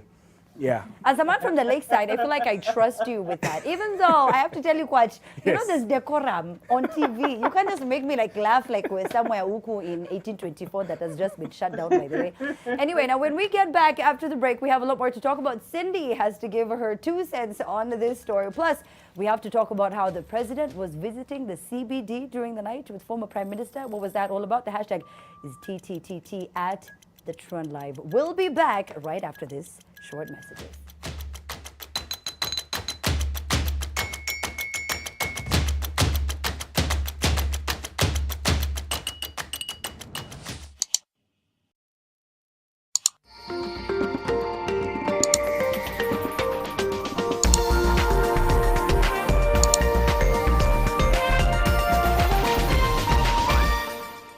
What makes a Kenyan dental mom powerful? I encourage my kids to learn new things, and if they get hurt, I rely on the power of my Dettol's One Capful. To fight germs, it's like my own first aid kit. My family needs protection from germs. I use the power of Dettol's One Capful to disinfect surfaces and clothes to keep them clean and safe from germs. I trust the power of Dettol's One Capful for bathing. The power of Dettol's One Capful protects from up to 100 illness-causing germs. Dettol, Kenya's #1 antiseptic for fighting germs. Become a powerful Kenyan mom with Dettol. Be 100% sure. All day, we expect our mouth to do all kinds of things. That is why it needs all-round protection.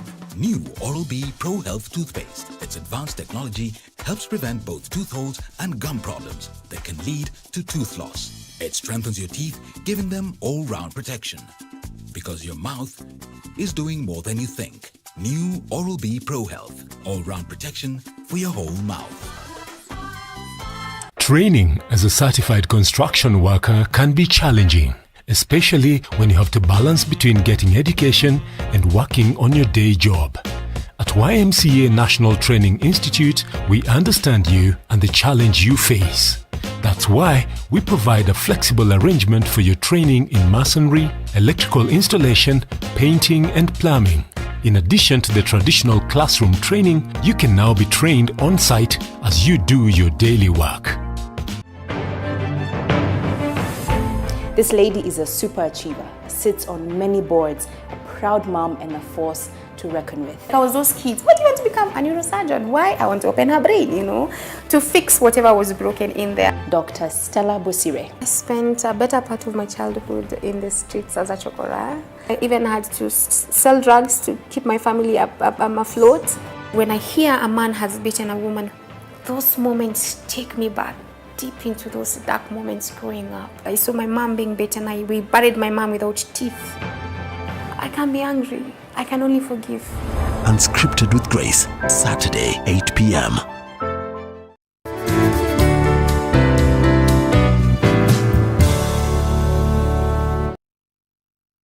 Amara Sanitizer is an alcohol-based sanitizer containing ethanol, which has a broad-spectrum antimicrobial activity, killing bacteria, viruses and fungi. Amara Sanitizer is enriched with aloe vera, making it gentle on your hands.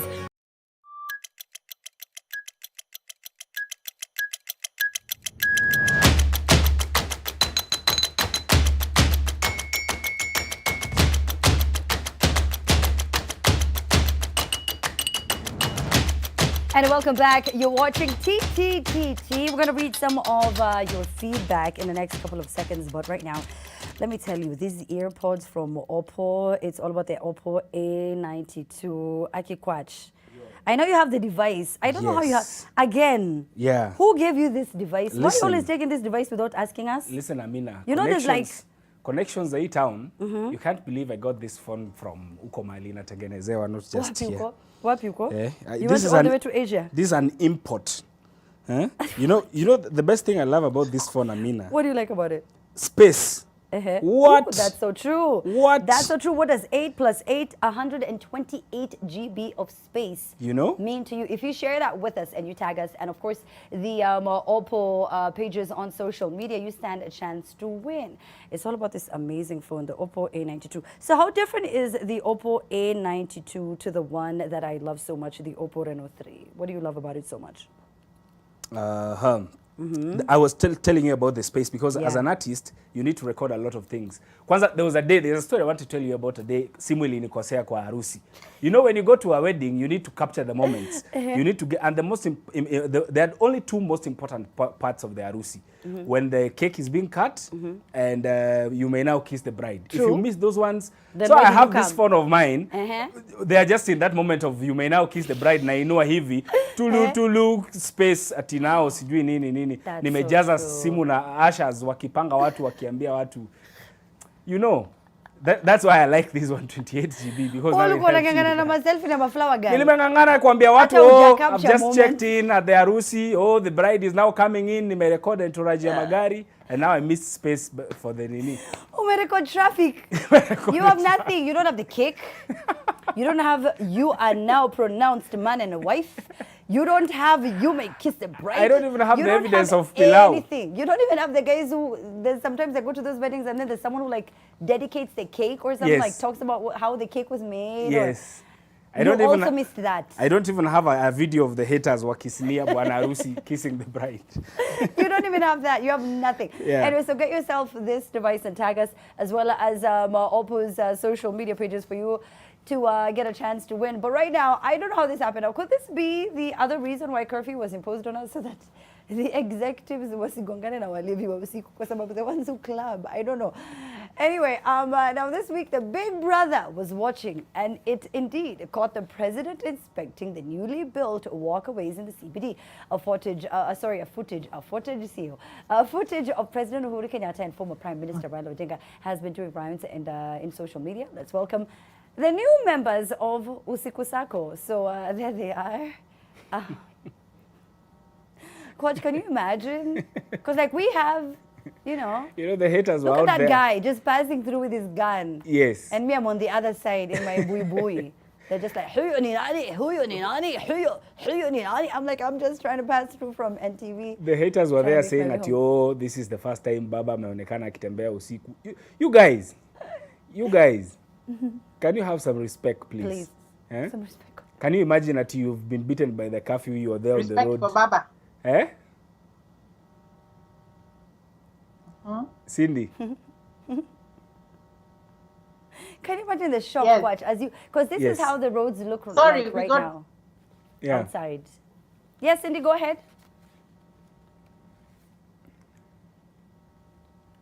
Cindy. You know, if they were inspecting how the roads look like downtown, let them come to Eastlands. That is now the true inspection. At midnight, come to Eastlands, Outer Ring Road, look at the road to Nyayo Gate B, look at the road to Manyanja, huko ndani. Cindy, please. This one is just Rambi Mwenda. There's nothing. Cindy, you will excuse us because according to the rest of us, watu wa uptown, Kenya imeishia mudhuru wa kukuja huku. Anything beyond that place, ikienda huko, that is a border point. Alikuwa anaangalia hapa tu nje Stanley. He's like, oh wow, this is beautiful. Wow. And then like there is that like paint, like people have been doing quite. Yes. He's like, wow, look at the creative Kenyans. You're right. Anafanya huko Nyamakima na huko. But I like the idea. I like the idea though that they are building now cycling pavements along the roads, because the idea is to try ease traffic so that now people can be cycling to work. I don't know how that will work because bado it is illegal kukuja na nduthi tao or izos, they are not cycles because they are only be using bicycles. I don't know. Exactly. Yeah. Well, I mean, like other cities in the world are going to adopt the same sort of like Yes. method. Today was World Environment Day as well, you know, as Yes. it is celebrated around the world. I know for us here in Nairobi, we were supposed to have those bikes. Yes, By the of way, course. Cindy, what happened? Weren't we supposed to be cycling by now and not driving cars into town? Amma, what happened? You know, Ngong Road made the whole, if you see how the structure of Ngong Road is, there is like a path for cyclists.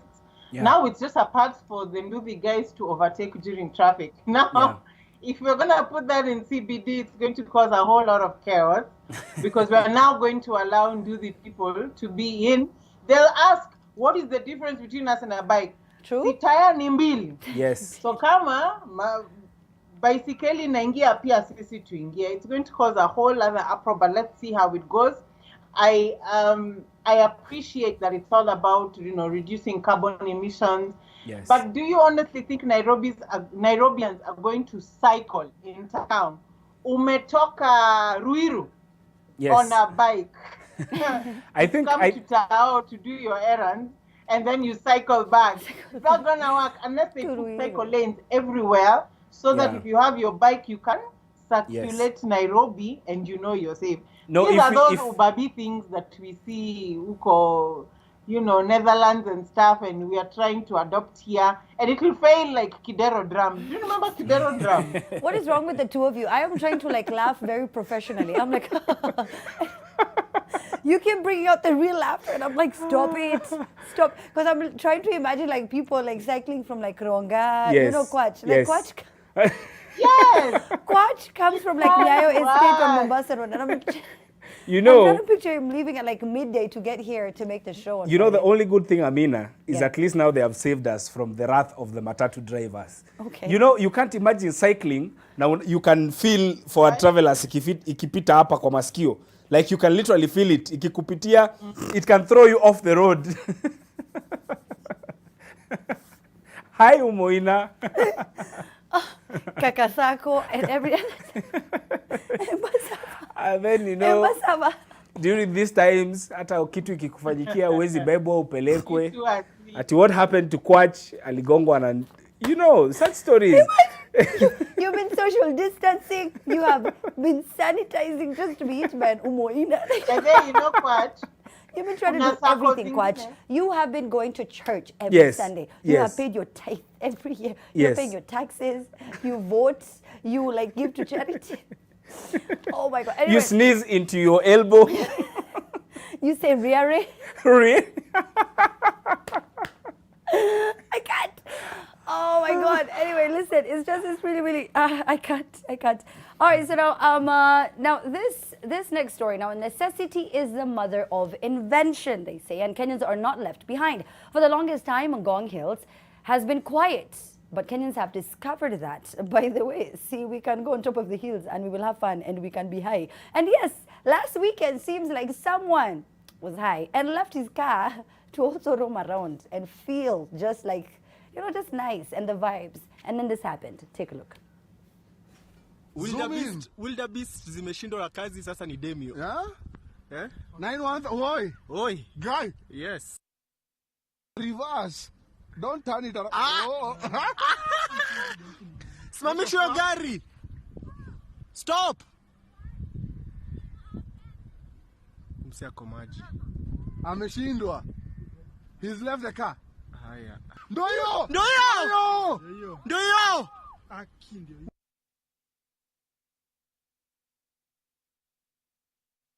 Imagine Kwach na uko kulipa loan na it's not really your car. Maybe you borrowed it from a friend.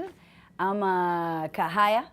I mean, two things. Let me tell you. Yeah. This is two things. The first one, I don't know what the fuss is about. I didn't see a car in that video. What do you mean? Like the car was so small, you didn't see it? I didn't see any car in that Watch, video. I said behave yourself. I'm trying to laugh professionally. What is wrong? That is one. It can't be considered a car. That is It's not too a car. small. I And can't. two, what I saw in that video could be stopped na muguu. Like mtu angeweka Yeka tu kwa mfuko. mtu Yuputi, venye wamama weka kwa bra, hapa tu unaweka unanyamazisha hii kelele. You put a break onto all of this. You know, me drive a doo-doo car. Ai, like Cindy, that one you just throw your phone hapo mbele hamu unaipuliza tu kanarudi juu. Your phone eyes like the But that's not nice. That's not nice. By the way, and also the people who say that ukinunua vitu unapatiwa receipt, unapati logbook, that's also not right. Yeah. It's still like, I don't know what's wrong with you, Kwach. Do you know? Hauna gari, hauna nduthi, hauna bike. No. Lakini uko hapa. Let me tell you, Amina. Let me tell you, Amina, your dignity is best reserved. Afadhali ukose kuliko kukuwa na kitu mbaya. Hana gari, hana bibi, hana nywele. Hana nywele, hana bibi, hana gari, hana bike, hana nduthi. Kelele tu na miwani ya Mandenga hapa. Anatusumbua nayo pa NTV. Anyway, the hashtag is TTTT. Tell us what you think about any of the stories that we've talked about. When we get back from the break, we have to talk about how a rider was stealing from a client. If you don't know that story, we have all the juicy details right after this short commercial break.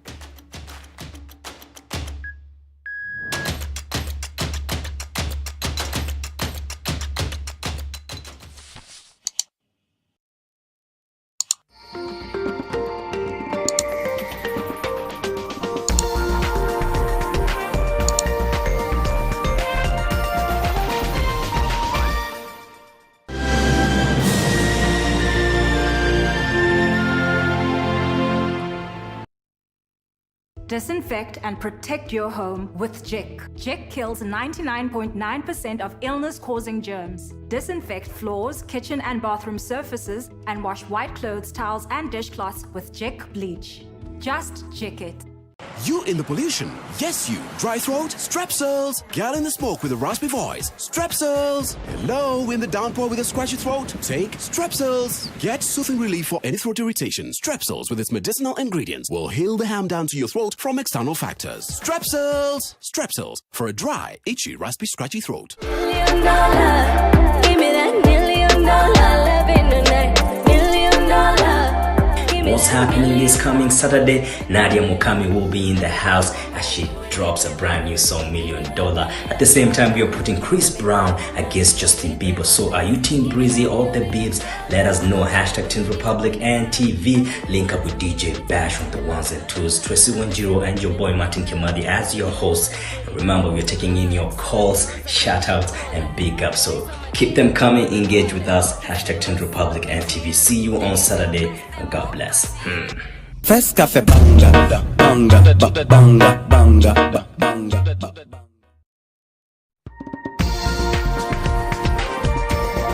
This is NTV.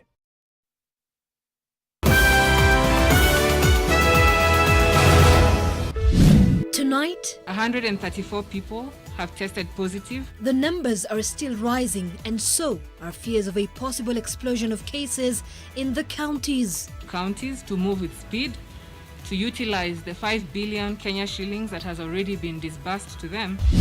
Also tonight, if also the citizens remains within the law, the National Police Service will have very minimal issues and conflict with the members of public. Lockdown, smackdowns. Police remain defiant in the face of criticism. Plus, do you know what your child is up to when they go online? The predators online are engaging children online. Either they send cookies. A warning and a lesson for parents as school sessions move online. And on Bullseye tonight, the new episode of the Luya Unity soap opera. You can have a big head, but there's shallow between your ears. A clash of the big-headed, hard-headed men of the Lion Party and the political games of makeup and breakup.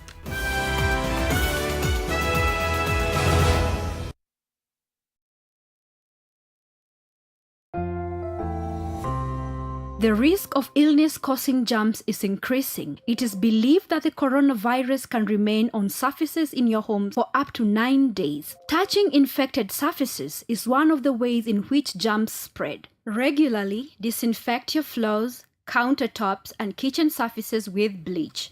And use an effective toilet cleaner inside and outside your toilet bowl. This message is brought to you by Medifacts, JIC, and Hapik.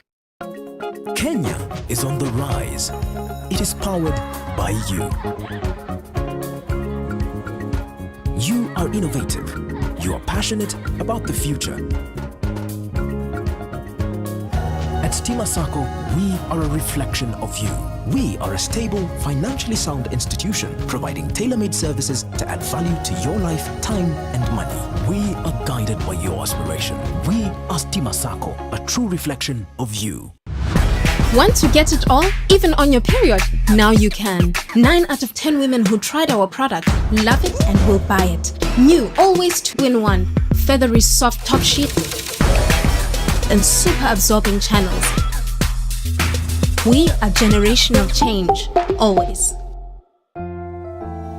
We all are looking for products to protect ourselves from viruses, but not all products protect us. Did you know that using Dettol soap and water protects against viruses? Many viruses are surrounded by an envelope with receptors that enable them to enter a human cell and cause infection. Dettol soap destroys the outer layer of the virus and effectively removes it. Protect your family from the spread of viruses with Dettol. Dettol cleans and is now tested and proven to be effective against COVID-19 virus. This has been Medifacts for Dettol. This Sunday on Crossover 101.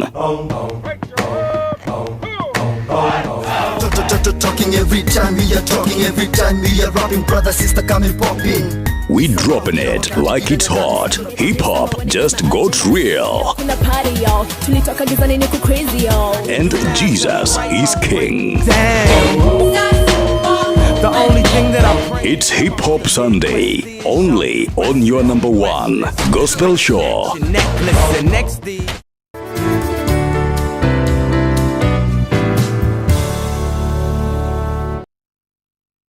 Amara Sanitizer is an alcohol-based sanitizer containing ethanol, which has a broad-spectrum antimicrobial activity, killing bacteria, viruses, and fungi. Amara Sanitizer is enriched with aloe vera, making it gentle on your hands.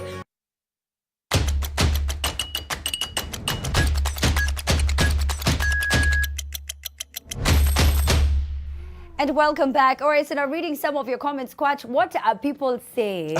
people, guys are mostly speaking about the space of the Oppo Reno and saying things that you can do with the kind of space it is giving you. Don't read them. I feel like you're going down south. What are they going to do with all that space? Let's talk about it at 10 p.m. Yeah. For your chance to win Oppo, make sure that you tune in at that time. But what are people saying on Twitter regarding this, the topics that we've been talking about? Someone is saying, ati nini hizi gari fupi zinakuanga na attitude. Hatika kalienda ku breathe.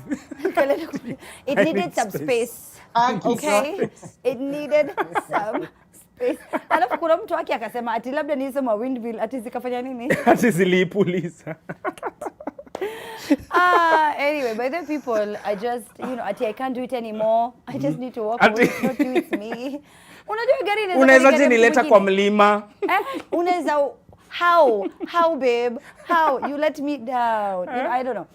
Anyway, now there's this other story as well, which was just so surprising. Now, police are looking for a boda rider who disappeared after receiving 100,000 Kenya shillings and 200 bob. He had been sent that $500,000 by his friend to collect for her. Bernard Onsanse had been sent by one Monica Masharia to collect the money from her friend at Wilson Airport on the 9th of May. Akapotea. Quach. What? I mean, do you trust your Nduthi guy? Because you know, I trust my Nduthi guy. He's called Josiah. He's the chairman of the Nduthi riders in town. I feel like I know the president of some country. You know what I mean? Like you should hear him in his proper English. He makes me so happy. I think I also trust my Nduthi guy Jemo in town. But anyway, 500k. You know? 500k. Kama mtu nikituma mtu na saa mbili kwa duka, I'm just worried. Niko tu na tension. You know that feeling you have when you are in the mat. Yeah. Umepea konda nini tao. Yeah. And then anashinda anashuka. Yeah. You were there like and you know these days you are not sure kama atarudi because ashachukua pesa yote. The other day. Ashachukua 500,000. 500,000. Let me tell you. How do you even allow someone to go collect that kind of money on your behalf? For you, that's so true. You should go collect it for yourself. Exactly. Juu wewe uko kwa nyumba unafanya nini? Kuna quarantine, kuna sijui curfew, kuna wewe unafanya ni kazi gani bid? Yani uko na kazi nyingi sana mpaka you're like, "Wow, this $500,000 I cannot collect it. Let me just send Njugush to go get it for me or my Josiah to go get quite. So how much is the most you can send and do the guy to go collect for you money wise? Anything above 5,000 wacha nijichukulie. Okay. Anything above 5K wacha nijiende. Cindy? Anything above a G. Hey, please. Me, I'm married to a Kikuyu. 1,500 will save my life. I feel be able to cut your exactly what Kwach is saying. Yeah. I feel exactly what Kwach is saying. There is no amount of self-quarantine at Kiangoa, unless, by the way, they were in quarantine, Gava quarantine, maybe. Yeah. But if they were not, and you send and do the guy, and he's not your relative, and you don't know where he lives, and you don't have connections of CID where instantly you already have all his internet information, there's no way. 1,500. You know, this thing reminded me of a friend of mine who was telling us a story. All of us in Nairobi, you work hard, you buy things worth millions of shillings or sometimes a lot of money, like the people who own really expensive furniture, really expensive TVs. Yeah. And then you leave the house, you leave your house manager there, you go to work, trusting ukirudi hizo vitu zitakuwa. That is so true. You know me, I trust that. You know me, Cindy, I don't know if you do this. I'm like, what? But she really believes in God. She prays a lot. I'm like, does anyone not use that formula? I'm like, she only talks in like religious terminologies. She's like, crammed the Bible. I'm like, this is the one. This is the one. So, Amina, you mean Sunday kifika na uone akioga, you're like, until leo uendi kanisa? Just let me be, okay? At some point, I have to trust her. And me, I'm just always like, so wewe unaendanga kanisa kila saa. Okay, me, that's just that. You don't use that. Cindy, do you use it? Tell me. Am I crazy? I do. Okay. No, you're not crazy. Yeah. The more religious you are, the more I'm safe with my things. However, I've learned from my experience, because I've had, I think, like 70 nannies. The ones that are very religious are the freaks. Stop. They are the ones who, after 4 months, they come and they tell you they want to leave Kumbe, they are pregnant. They are the ones who are honky-tonking all over town.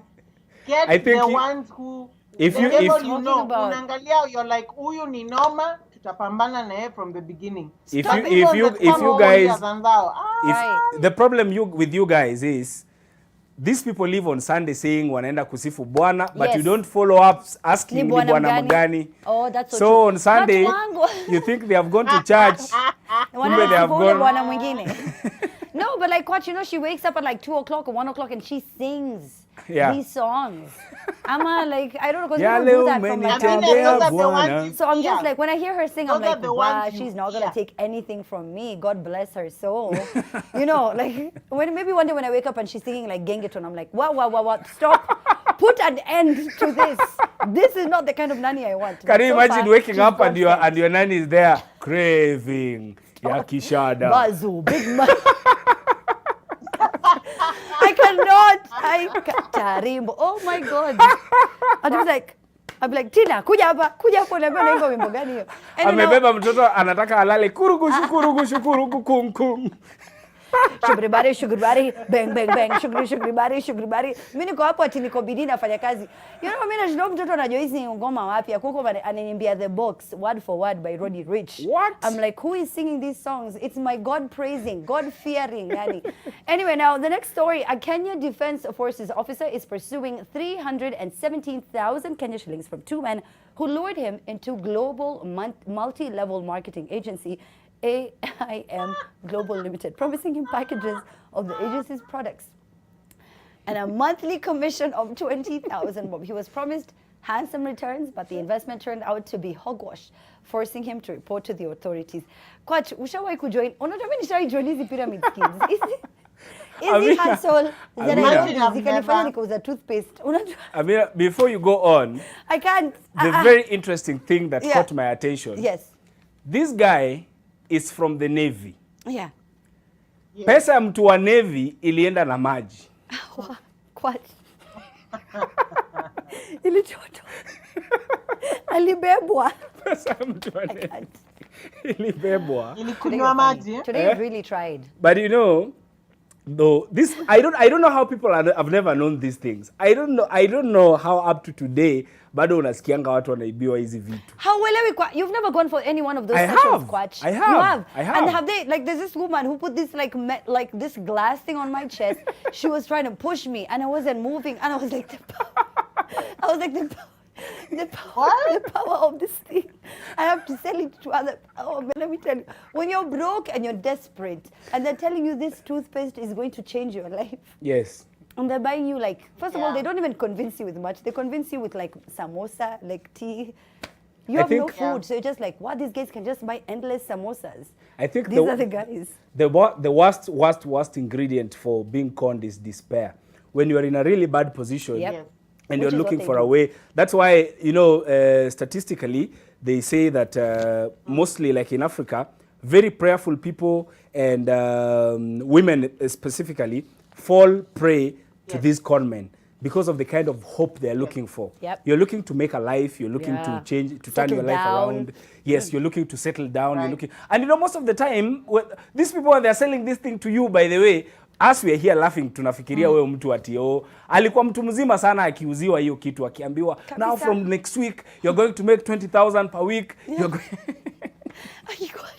But then, you know, Coach, you said something important. Kenyans were notoriously religious, but we are we also love get-rich-quick schemes. Yes. You know, I lost a friendship because of this thing called World Ventures. You should be here.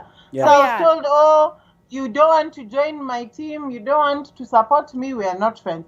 I honestly need, and maybe we can ask guys to put on, to tweet us, #TTTT. Yes. Anyone who has been on a pyramid scheme and made money. What were World Ventures?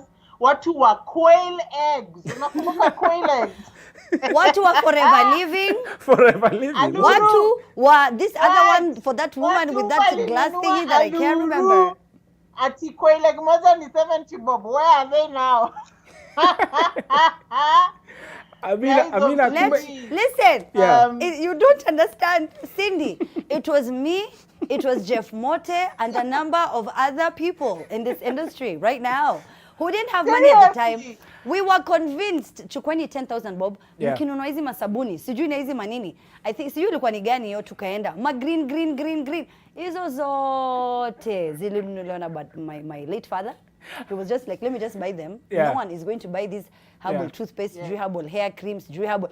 Mimi say, I'm just like, Dad, this is how I am going to be the next Kylie Jenner on the cover of Forbes. You don't get it. It is what it is. Ria. Ah, my gosh. Hata nikikumbuka na nitafaint hapa. Mimi nazalia. Everyone can get it. You can get it. Let me tell you, when they're convincing you in those meetings, Kwach, and they're like, you can cure arthritis. This is the cure of corona. This one, the cure of AIDS. You are just like, shika pesa yangu. You have no money. And then you're left, after 3 months, you're broke, you have nothing. Mike Washira, I will never forgive you. Tina samosa, nadanganywa na samosa na chai na Amina. Stop talking, Kwach. I'm still angry. No. Vile unakanga dem janja kumbe. Mimi ni fala ile Nairobi nilikuja no, let's just meet at 10 o'clock. You have a chance to win some Oppo merchandise. Too upset. Thank you so much, Cindy. Kwach, please join these pyramids. Ushai join Forever Living. Bro, my name is Amina Abdi Baba. Catch you at 10 p.m. That was just, I'm too emotional about this. They lied to us, but catch you at 10 o'clock. Wakaniambia watani.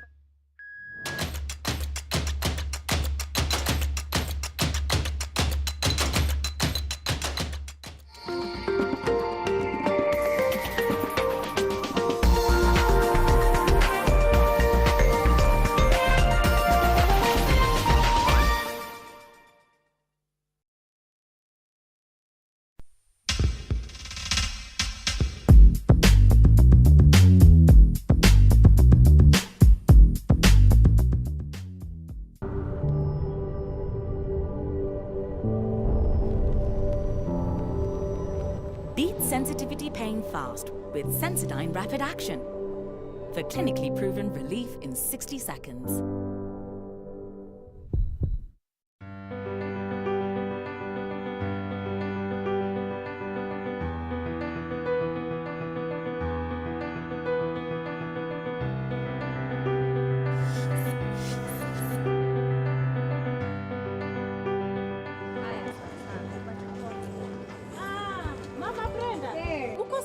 Niko sawa. Ni venye nimetoka clinic na baba Brenda. Mume wako anakubali mwende hospitali pamoja? Wangu hata nimlipe, hauwezi kubali. Ilibidi twende na yeye, nipimwe. Yeye apimwe. Kama kuna HIV, nipewe dawa ndio mtoto asipate HIV. Wanaume wenzangu, kuandamana na mama akienda clinic na pia kujua hali yako ya HIV ni muhimu. Inaonyesha unamjali na pia unajali mtoto wako mtarajiwa. Je, unajijua? Unapoendelea kujikinga kutokana na HIV, tafadhali zingatia taratibu zote za serikali za kujikinga na virusi vya korona. Afya bora, maisha bora. Jipime, jiinue. Sona moja imetengenezwa kwa njia spesheli ili kupambana na maumivu kwa haraka. Sona moja ina aspirin kama kiungo. Sona moja, kitulizo kamili. Maumivu yakizidi, pata ushauri wa daktari. With many of us working from home and with our children learning or simply playing at home, we want you to relax and simply love being in your own home. And as our world comes back to life and offices, workplaces and restaurants open up, we promise you can't go wrong with Ace. Ace household cleaning products are a sure way of feeling safe and secure in your home. From our multi-purpose surface cleaner to our bathroom cleaner and toilet cleaner and our disinfectant, all of which have antibacterial properties that kill 99.9% of germs. Ace, we make your home feel brand new. Ace, we make your home feel brand new. As we battle COVID-19 and adjust to life's new normal, the University of Nairobi encourages you to pursue your career development goals. Applications are ongoing for the June and September 2020 programs for diploma, bachelor's, master's and PhDs in all our campuses with online classes available. Prevent the spread of COVID-19 by following the government health guidelines. The University of Nairobi is a world-class university committed to scholarly excellence. Rashes again? Kiss Kids diapers. Kiss Kids, no rashes. Kiss Kids, no rashes. Bye-bye rashes. Buy diapers. Choose Kiss Kids. The Governor of Kakamega County, His Excellency Wycliffe Ambetsa Oparanya, is pleased to notify property owners within Kakamega County of his decision to extend a 100% waiver on penalties and interest arising from any accrued and unpaid land rates within Kakamega County. The waiver has been extended from 1st June to 31st August 2020. Take advantage of this waiver period to clear all your outstanding arrears. Please take note that the county government will institute all necessary measures, including repossession of the property upon the end of the waiver period. For more details, visit our county revenue offices or website www.kakamega.go.ke. Kakamega County, the green jewel. What comes to your mind when you think of the perfect home for your family? Is it the beauty, the comfort, the security, the convenience, or even the affordability? Victory Gardens offers exactly that and much more. It is just 10 minutes drive from Kitengela town and 3.8 kilometers off the tarmac. This gated community project comes with solar street lighting, Maram roads, beautiful trees, 24-hour security, and water connected to every plot. The best part is, families are already living here.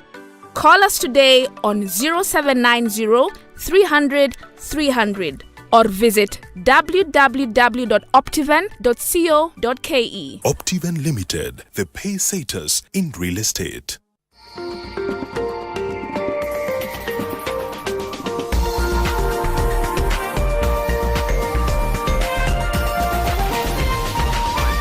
This is NTV.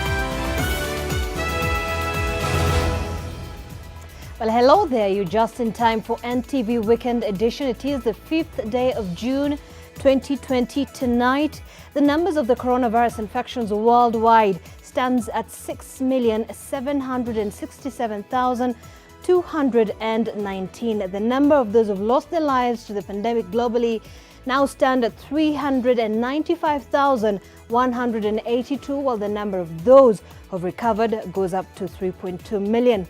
In Africa, those infected stand at 173,933, while the death toll stands at 4,807, and the recoveries are at 77,462.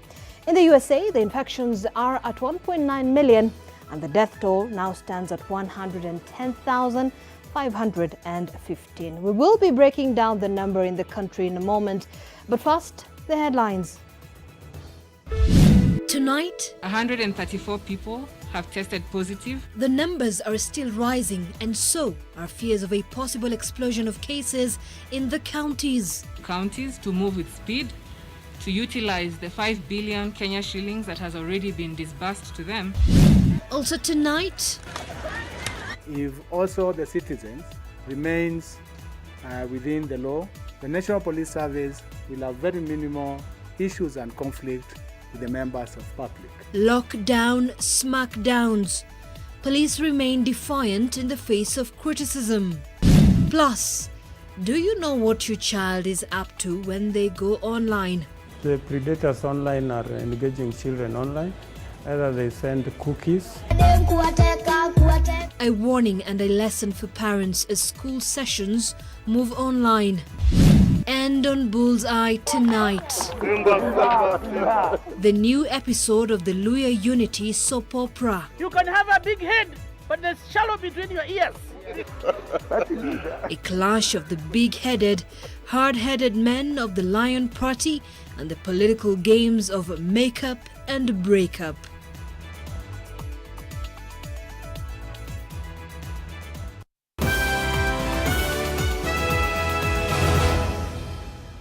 Thank you so much for joining us. Our sign language interpreter this evening is David Agundoa. We start off with the latest numbers in the country, and 134 more people have been infected with the coronavirus, bringing the national tally to 2,474. This is after a total of 3,177 samples were tested in the last 24 hours.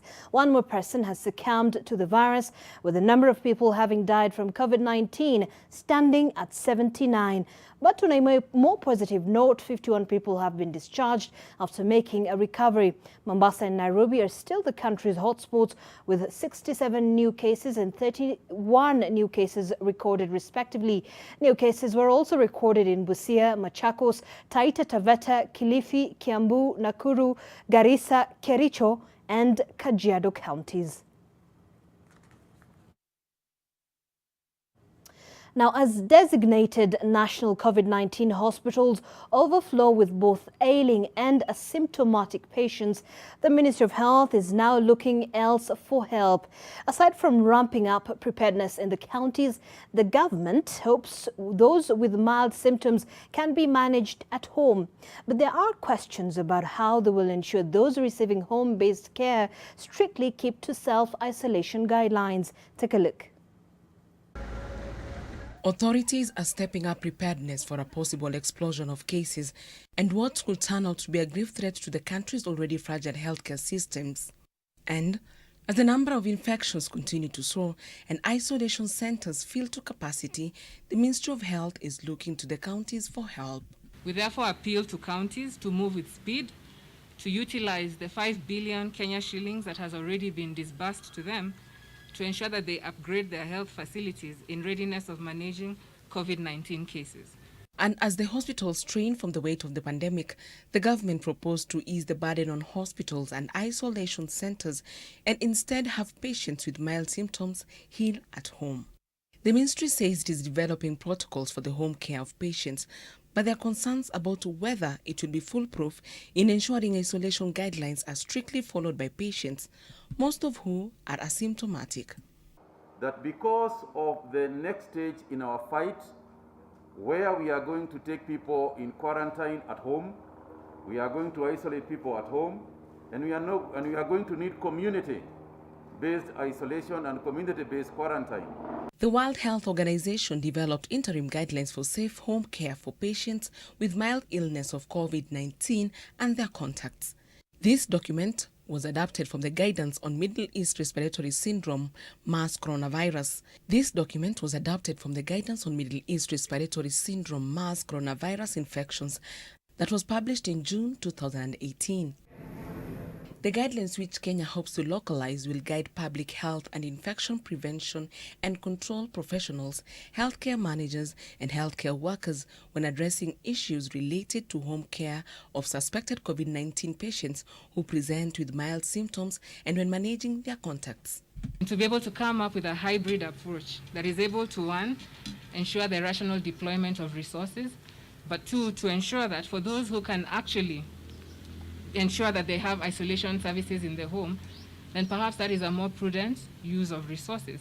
But at the same time, also understanding that we do have, to have country adaptation, we have to take cognizance into our environment, in terms of our high slum dwelling areas, to ensure that measures are in place. And so However, the home-based care is grounded on the ability to not only monitor the progress of the patient, but also the ability to follow to the letter the set-down guidelines for self-isolation to reduce the rate of infection at home and within the community. Towards a hybrid model where we are assessing, can you be managed at home? And if yes, how can we manage that? And how can we ensure that you're actually able to adhere to the measures in terms of home-based quarantine? Although most jurisdictions have the legal authority to enforce stay-at-home orders, especially for patients who should be isolating from the public, some have taken a measured approach to enforcement. Most policymakers and law enforcement officials are focused on educating the public about the importance of social distancing measures rather than arresting or citing individuals who are non-compliant. The Russian parliament, for instance, has approved an antivirus package of laws, including up to 7 years in prison for serious violations of quarantine rules. Eunice Omolo, NTV. Now, this is perhaps one of the most important questions in the country right now. Will the president reopen the country tomorrow? A cloud of expectation hangs in the air, especially after the president hinted at relaxing some of the restrictions. But with concerns about the rising numbers and a possible second wave of deadly infections, what options does the president have?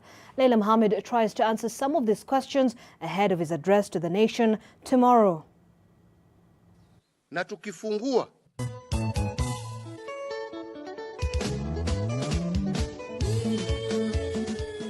This is perhaps one of the most anticipated presidential address.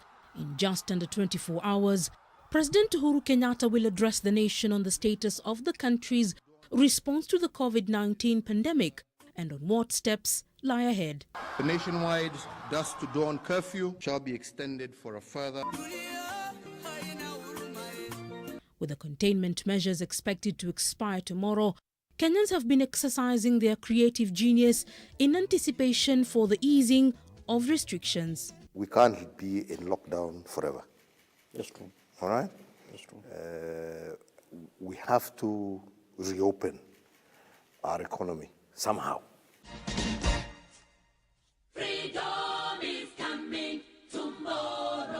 But even as the excitement builds up, the government says it isn't yet ready for a complete reopening of the economy. Nobody has spoken about reopening, not in the form that we might understand. This is something that is still being looked at. It is something that our experts are still looking at the modeling. With the government hinting at deeming the expectations of the majority, especially the lifting of the night curfew, some have come out to give a reality check online. So speculation about whether or not we are going to take this action or the other action will only become clear when that decision has been taken. But according to the former chair of the Kenya National Chamber of Commerce, Kiprono Kitoni, government needs to exercise caution before reopening an already badly battered economy. We need to see retail sector being reopened because the many jobs are being lost by retail not being open. We need to see offices reopened with social distancing being practiced. For me, I would suggest that places with high touch points like the churches, like social places, nightclubs and discos and bars, we really need to think twice about how and when those should be reopened. Health experts warn of a possible explosion of a second and nastier wave of infections if the right reopening strategies are not employed. There also needs to be evidence that the number of new infections has been declining steadily. We had hoped that by now this country will be looking at double-digit economic growth. So we do have challenges, a big challenge in our hands. But I want to again urge serious caution, very serious caution, before we can say business as usual. And despite public pressure to ease restrictions, easy does it when all is said and done. While the anticipation to get back to normalcy continues to build over the next few hours, many will be looking on to President Uhuru Kenyatta for guidance on whether normal life will continue or whether the current status quo will be remaining as is, or whether or not he will be able to relax a few restrictions for Kenyans to be able to go about their normal business, albeit a little bit. Leila Mohammed, NTV, Nairobi. Well, thanks, Leila. And indeed, the excitement out there is certainly palpable as we wait for the president to address the nation on the expiry of the restrictions that have been in place. Look, we'd like to hear from you as well. The hashtag is NTV Weekend Edition. What do you anticipate from the president's speech tomorrow? Do you think freedom will be coming? Talk to us at NTV Kenya at Zainab Ismail. The hashtag again is NTV Weekend Edition. I'll be sampling some of those in just a moment later on in our bulletin. Well, even then, the government gave the strongest indication yet that churches and schools could be reopened soon as the various committees tasked with working out how this path to a reopening will look like submitted their reports. While leaders remained mum on the finer details of the recommendations, there are still concerns about what measures that should be taken to safeguard the children. Gena Kirori has more. The unforeseen closure of churches was met with initial resistance from some religious leaders, with some taking a leap of faith based on the idea that they would not get caught. Sosin Wafula's illegal church service in Bungoma is one such example of just how the pandemic tested the faith and the idea of a communion without a community. And religious leaders seem to indicate that church services may not be illegal soon. Cabinet Secretaries Mutahi Kagwe, Professor George Magoha and Dr. Fred Matiang'i, after consultative talks with the religious leaders, said the recommendations on how to safely reopen churches will now be submitted to the Office of the President and the National Security Council, which is also chaired by the President. We will not divulge the content of the report we are going to present because we were sent to have a discussion and prepare a report. This will be communicated to the nation by the chair of the National Security Council, who is His Excellency the President and Commander-in-Chief. The future of the education sector was also discussed in the meeting. This is after President Kenyatta urged the Ministry of Education to fast-track the process of finding an appropriate school calendar during his Madaraka Day address. The Ministry is today happy to receive the final report, which has credible proposals on the way forward in seeking resumption of learning. The government is set to put in place mitigation measures to ensure COVID-19 does not spread in schools. However, the 351 public schools that have been turned into quarantine facilities may pose an additional obstacle to the reopening of learning institutions. The Ministry is today happy to receive the final report, which has credible proposals on the way forward in seeking resumption of learning. If you have no time to look after your child, then perhaps you have no business creating a child. Online classes have also been marked by a wave of challenges, as the Directorate of Criminal Investigations sent out a cautionary statement warning internet child abusers to desist from using inappropriate tactics to lure children into an array of cyber offences. The report will be reviewed by the Ministry of Education before advising the country on the level of preparedness required of all stakeholders involved in running educational facilities. The ministry will make public the report by the committee between Monday and Tuesday. Gena Kirori, NTV. Now, school closures and strict containment measures mean more and more families are having to rely on technology to keep children learning, entertained and connected to the outside world. But it also means they are more exposed to predators lurking about online. The Directorate of Criminal Investigations has now issued a red alert to parents and is asking them to check what their children are up to when they go online. NTV's Anita Nkonge has more. In a bid to combat the COVID-19 pandemic, we're all being encouraged to stay in our homes. This includes children who are finding themselves increasingly using e-learning sites to study. But what if I told you that, other than the dangers lurking outside, there's one that could be potentially lurking in your home, on your phone or your computer, particularly when it comes to your children?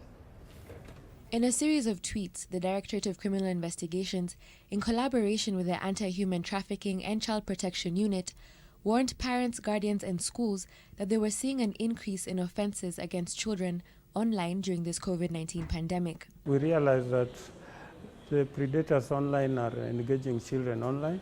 Either they send cookies so that when the children are like or click onto them, they are automatically connected to, they get details of the children. Tactfully, the predators would take advantage of those children using online learning platforms and gaming sites to befriend them before asking for explicit nude images and sometimes even their names, school location, amongst other important and private details. Working with international organizations based in the US and UK, along with the UN, the DCI says that they receive roughly 300 cases daily, with hotspots mainly in Mombasa and Kisumu. Case in point, just early last month, a 71-year-old German national by the name of Thomas Schaller was arrested and charged with 7 counts of sodomizing 4 teenage boys aged 10 to 13 years. Violating the cessation of movement law, the offences allegedly took place in Kisumu and Nairobi County between March and April of this year, after he lured the children online before indecently exposing them to pornographic material. He has also been linked to a known German-based child abuser to whom he allegedly sent pornographic materials videotaped in Kwale County. In another disturbing event, just a month ago, various accounts with an alias name Nairobi Youth popped up on Instagram. Their posts? Explicit images and videos of young Kenyan teens. According to a source, the unknown individual was posting the videos after reaching out to their followers, urging them to share explicit videos of their friends or of those they knew. Parents, guardians and schools are now being advised to be more engaged with various platforms their children are using, including putting passwords and timers on various apps. Besides the good side of getting educative resources, then after that, because when you are studying, at some point the brain gets saturated, then they go to these links. And when they are doing that, they link to the predator. So we advise the parents to get to know what the child is doing online, and also to get one involved. If it is watching, playing game, let them play together.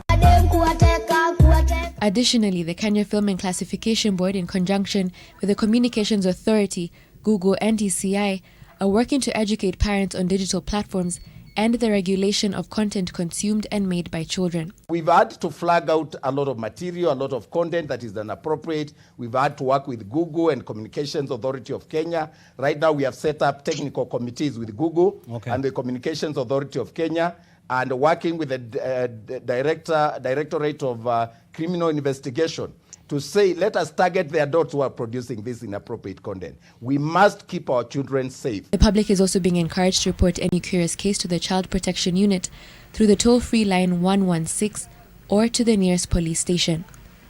Anita Nkonge, NTV. Thanks, Anita. And of course, the conversation will continue having as it's a very paramount. And as activists fan the flames against police excesses, Police Inspector General Hilary Mutyambai has called on the public to follow the law to avoid run-ins with law enforcement. Meanwhile, Interior Cabinet Secretary Fred Matiang'i says police officers who break the law will be punished. NTV's Naoma Sampao has that report.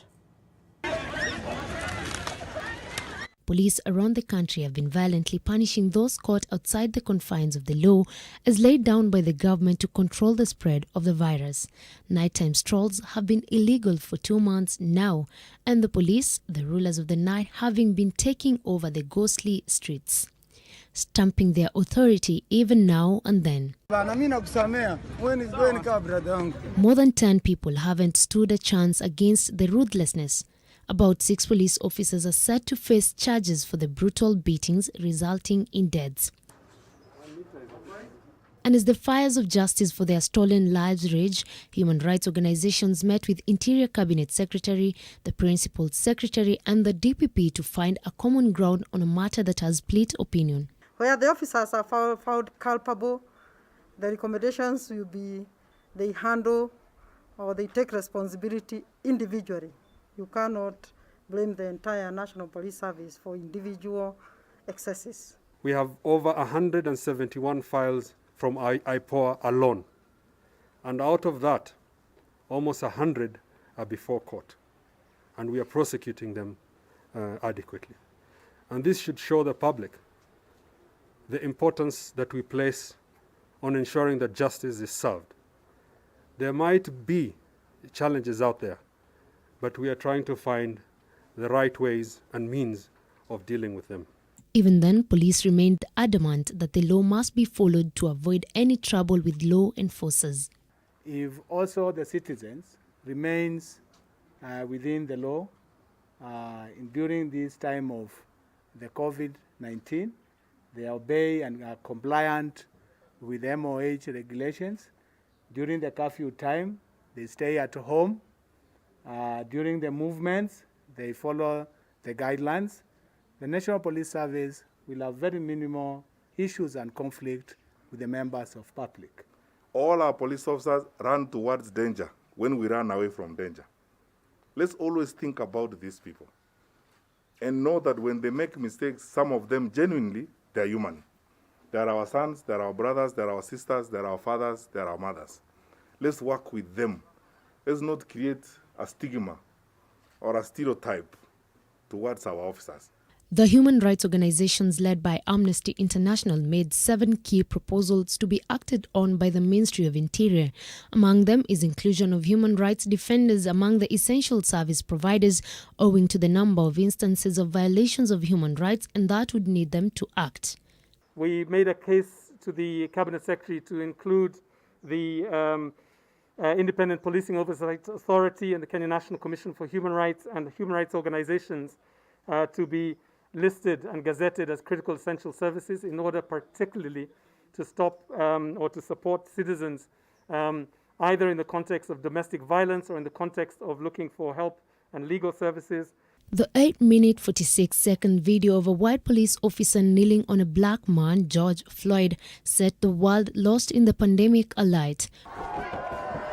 From his death, the country had echoes of its own experiences, a reflection of injustice and violence in our own backyard.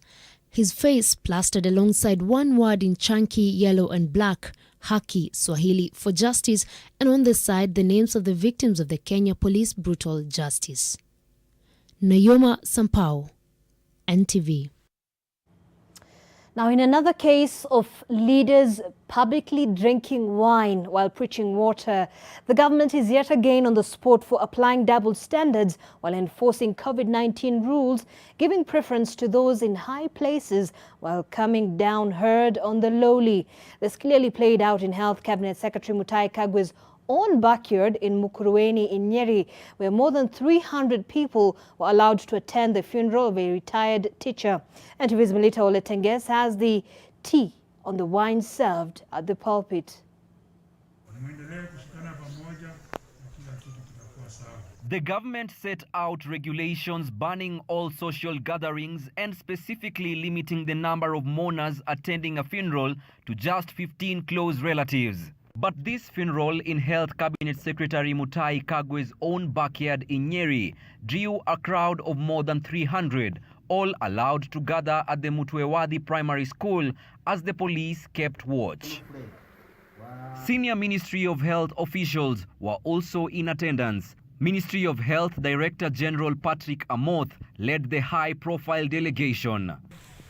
Tuko pale na Dr. Isaac Mani ambaye sasa anapambana na hii ugonjwa kali ya COVID, msawa chief logistician.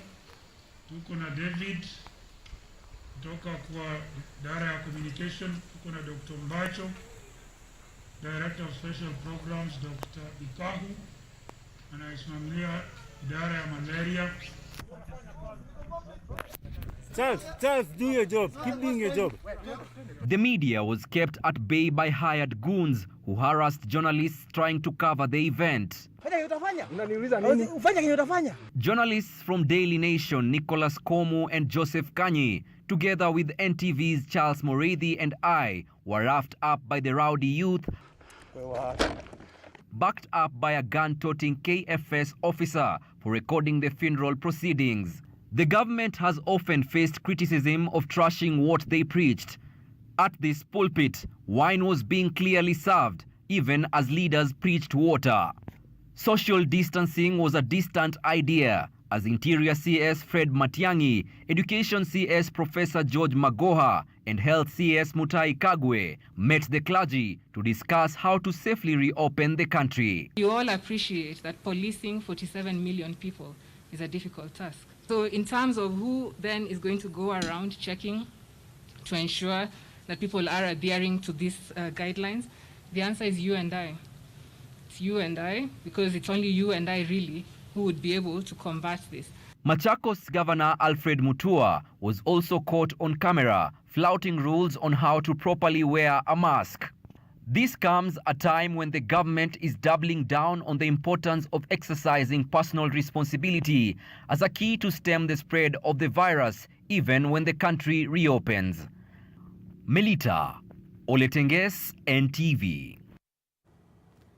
All right, and we're going to take a very short break here on NTV tonight. But first, we'll just be sampling some of your views on tomorrow's President Uhuru Kenyatta's speech and what you anticipate. And so we're getting a very interesting feedback. So this is one we've gotten here, a meme.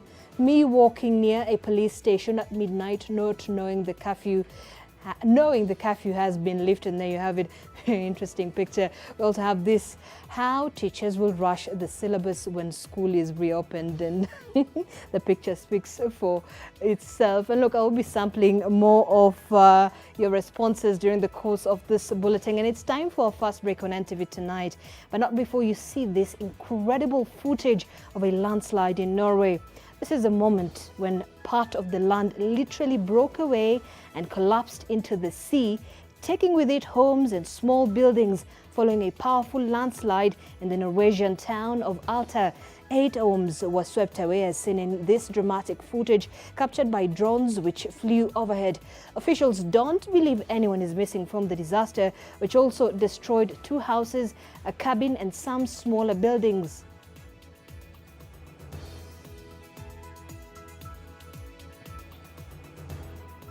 All right, well, stay with us. We'll be back shortly after this break.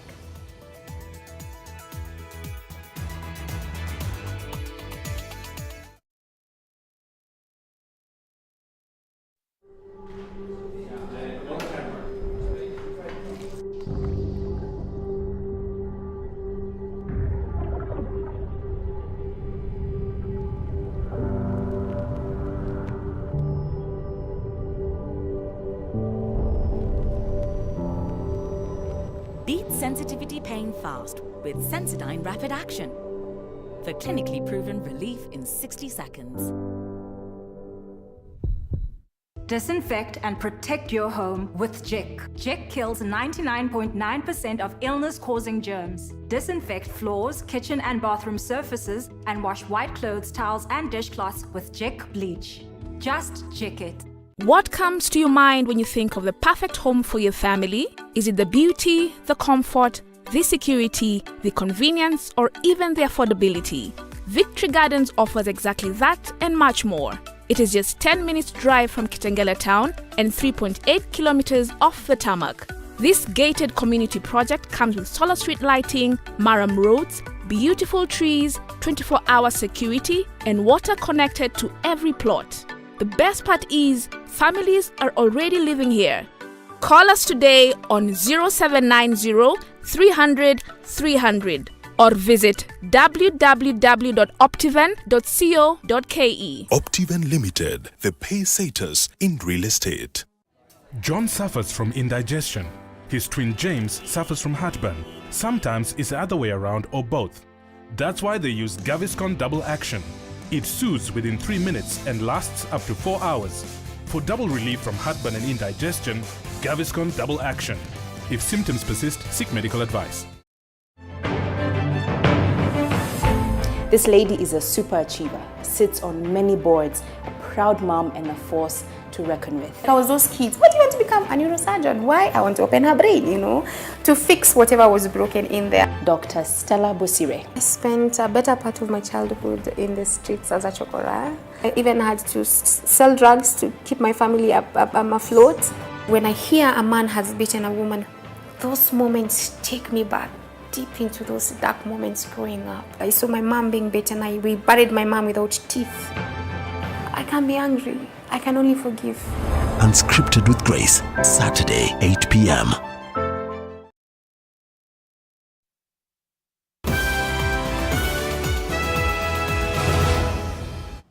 Thank you so much for staying with us. You're watching NTV Weekend Edition. Now, at least 9 strains of the novel coronavirus are ravaging the world. This is according to the scientists at the Kenya Medical Research Institute after they analyzed 122 samples for the virus. However, the severe acute respiratory syndrome, coronavirus 2 strain, causing infections in the country, is not that different from the others circulating around the world. The team's lead researcher, Dr. Isabella Oyer, a senior researcher at the head of bioscience at the Kemri Wellcome Trust, Kilifi, explains. So what we did was, once we sequenced the 120 samples, we compared it with sequences that had already been publicly deposited in a database from across the globe to look for where the viruses that we found in Kenya have come from.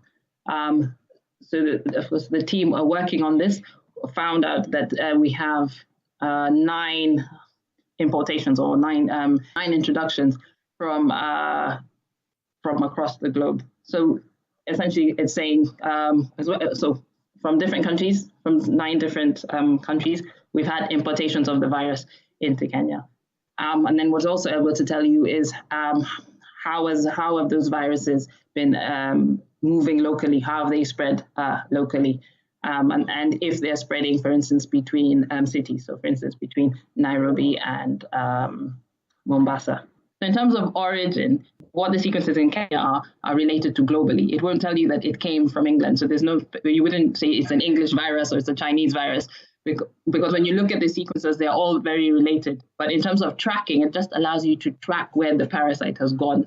So since the start of the spread, so you would find that the virus has been moving perhaps from China into Europe, for instance, China to the UK and then down into Kenya. So it just allows you to track it. But in terms of origin per se, they're not like separate origins of the virus. And that would help us understand how it's spreading within the population. So it will help us understand the spread. It will help you understand if it's moving sort of between cities. So for instance, if you were to put measures in place, lockdowns, if you didn't now see a virus moving, no similar virus between the population in Nairobi and Mombasa, then you could say that the whatever barriers or whatever interventions we have put in place to stop the viral spread, if that's working. So this is where viral sequencing comes into play in terms of understanding what the interventions you put in place. How is that helping the spread of the virus? So it helps us track the virus, or even our testing capacity. So for instance, how we're currently testing. If any changes happen in the regions we're looking at, in any of those letters that we're looking at, then that might compromise our testing capability. So it's not a rapidly mutating virus. The mutations we've identified have helped us show you how similar the viruses are here versus globally. So in terms of the data set we have at the moment, there's no evidence to show that we have a rapidly mutating virus, which for now is a good thing in terms of when you're thinking about interventions that you'd use in one country versus another. So this is the importance of just monitoring the virus across the globe to see how fast it's changing. Because if it's not changing very fast, then whatever intervention you use in one country, you could probably use in the other. And so that will help again in controlling the pandemic. Well, Kenyans may have to wait longer before the country can have an Auditor General following a delay by the Public Service Commission in narrowing down to a possible candidate from a list of 8 who interviewed for the position. The list, which was expected to be finalized today before being submitted to the President, was delayed, prompting a postponement. And as NTV's Silas Apollo reports, this development comes against the backdrop of increasing concern over the failure by the President to fill up constitutional offices whose heads have either served their terms or forced out. In an interview with NTV, Public Service Commission Chairperson Stephen Kirogo says the process of shortlisting candidates seeking to fill up the position of the Auditor General may drag for a while longer. Kirogo says this is due to the technicalities in compiling a report on the performance of candidates who are interviewed for the position before being forwarded to the President for approval and final nomination. Those interviewed were part of candidates set to fill the position left vacant by Edward Ouko, who vacated the seat last year, a position that is critical in keeping the government accountable. This delay, coupled with a failure by the President to assent to a previous list sent to him, raises concerns that perhaps the executive could in fact be muzzling independent institution. An executive order signed and released by President Uhuru Kenyatta on Wednesday has already kicked up a storm amid claims by critics that it was aimed at killing independent institutions and silencing alternative voices. This is more so after the head of the judiciary accused the executive of overreaching for assigning some functions of the Judicial Service Commission under State Department. Chief Justice David Maraga and the Law Society of Kenya have termed the move as an attempt to subvert the Constitution, despite a clarification from the Attorney General Paul Kihara. Other independent constitutional bodies like the Kenya National Commission on Human Rights still have unfilled vacancies. For the human rights body, such vacancies, according to critics, derail attempts to check government excesses, particularly in the face of accusations of harassment and the brutality meted on civilians during the enforcement of the coronavirus restrictions, the alleged inhumane treatment of those in quarantine facilities, and the exploitation of Kenyans, all in the name of enforcing the law. But some are taking a more conciliatory approach. We have a constitution that gives a lot of other organizations and even individuals standing on matters of this nature, to the extent that much as one commission is not, organization is not fully functional, an average person can go to court and get orders on these issues. As long as judiciary is functioning properly, and especially the courts are functioning, matters of this nature, trust me, we'll get someone to go and seek reprieve for individuals that have been affected. The ball is now in the court of the appointing authorities, as many hope obedience to the rule of law will win the day. Silas Apollo, NTV. Now to news from the courts, and the ongoing case against Narok Senator Ledama Olekina is still pending, as the Nairobi Chief Magistrate is yet to decide whether the senator will be charged with incitement or not. Trial Magistrate Martha Mutuku reserved her ruling to the 18th of June, saying she needed time to go through submissions by the senator's lawyer, who has opposed the charges brought against him by the National Cohesion and Integration Commission. Ledama's lawyer told the court that the charges did not disclose an offence and that the charge ought to have applied reconciliation method to resolve the issue in question. But the Assistant Director of Public Prosecutions urged the court to dismiss the application by the senator. He said the commission carried out investigations before making recommendations to press charges to the DCI and the DPP. Elsewhere, Mercy Waihinya, alias Linda, who was under investigation in a fake Ministry of Health PPE tender, has been charged with a total of 7 counts, 3 counts of obtaining goods under false pretense and 4 counts of forgery. Mercy obtained 1,000 pieces of non-contact infrared thermometers valued at 5.7 million shillings from Ibrahim Aden by falsely presenting a tender and a local purchase order purported to be from the Ministry of Health. On the 11th of May, she also obtained 1,640 cartons of non-powdered hand gloves valued at about 7.4 million shillings and 1 million shillings from the businessman on the 15th of May.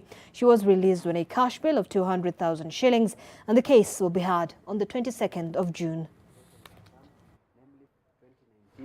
Dated 4th May 2020, issued by the Ministry of Health. Well, elsewhere, there was a bit of drama in Meru after county officials stormed a local TV station linked to woman rep Kawira Mwangaza, seeking to repossess her property over unpaid land rates. This comes after the Meru Revenue Board issued a notice to confiscate the property of Baite TV station of unpaid business permits, land rates and TV mass amounting to more than 500,000 shillings. There was a commotion at police as police tried to arrest the woman rep's husband who runs the station. The incident also comes on the back of a protest letter from Meru Governor Kiraitu Murungi accusing the station of illegal, malicious, false and unprofessional broadcasts. The tussle between the county government and the TV station recently saw MCAs pass a motion seeking punitive action against the station from the Communications Authority and the Media Council.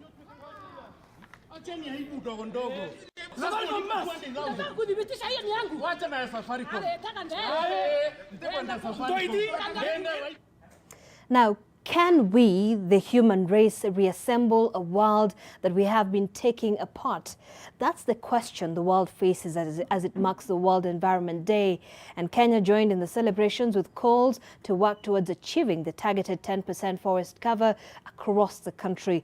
But as the country slowly and painfully inches towards this goal, the devastating impacts of deforestation continues to be felt across the country. This continues as it is right now. We will never avoid the wrath of Mother Nature if this continues on. That the world is taking a beating is not in doubt. From one extreme weather condition to the other, together with the attendant calamities, it is clear that the world is changing quite literally. Here in Kenya, scenes like this are more the norm than the exception. From Tana River to Lamu, Homa Bay to Budalangi, floods continue to ravage lives, destroying homes and properties and sweeping away arable soil for farming. And once the flood waters subside, the sun comes out with all its glory and wrath, scorching all the greenery off what's left of the soil. The drought and famine that follows are always epic. When we cut these trees, like for example in the mountainous regions, we will be able to experience extensive soil erosions, and that is why you are seeing of late that we have landslides all over. Once it rains, there are landslides and people are killed. But all this could be mitigated if only man had taken better care of his environment. The country's tree cover has shrunk to 7.2%, leaving a gap of 1.6 million hectares that require 1.8 billion seedlings to be planted to get to the UNEP's recommended 10% forest cover for sustainability. Kenya, indeed, has in the past few years mounted a spirited campaign to green the country, especially her water towers. The jury is still out on the success of these endeavors. By the year 2022, we should have actually reached the 10% mark, or even more than the 10%. We should be able to use such like a day to be able to educate our population and inform them that it is good to keep safe and to keep our environment. Let us encourage them to increase forest cover. And that education is critical if the future generations are to be bequeathed a thriving world. Failure to reclaim the earth could have disastrous results. In Kenya this year alone, the wrath of Mother Nature has seen close to 200 lives lost in a span of less than 2 months through the flooding. Brenda Wanga, NTV. All right, thanks, Brenda, for that. And we're going to take another break here on NTV tonight. But before that, as always, we are still taking a look at some of your feedback on anticipating President Uhuru Kenyatta's speech tomorrow on the restrictions that are in place in the country due to the COVID-19. And a lot of memes, I can tell you. Just take a look at some of the ones that we've been able to get so far on our Twitter handle. All right, so they're saying this is the kind of disappointment that awaits the Kenyans tomorrow. Collins is saying that. And there you have it again at, I think, okay, I can't get the name properly, but there you have it. Tomorrow will be like, everyone is gonna walk out. Well, all right, we'll be back with the business news in a moment. But first, it's World Environment Day, and a day when we're reminded to take care of Mother Earth. But have a look at what's happening on the beaches of Hong Kong. Surgical masks are washing up in growing quantities on the shores in a city that has overwhelmingly embraced face coverings to fight the coronavirus. During a recent visit, conservationists counted and removed 70 masks from a 100-meter stretch of beach. A week later, another 30 masks had washed up.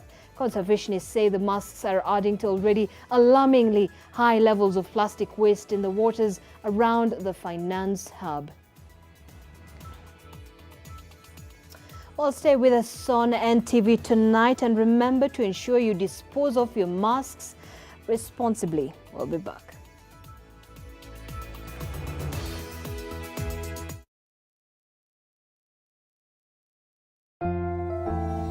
We all are looking for products to protect ourselves from viruses, but not all products protect us. Did you know that using Dettol soap and water protects against viruses? Many viruses are surrounded by an envelope with receptors that enable them to enter a human cell and cause infection. Dettol soap destroys the outer layer of the virus and effectively removes it. Protect your family from the spread of viruses with Dettol. Dettol cleans and is now tested and proven to be effective against COVID-19 virus. This has been Medifax for Dettol.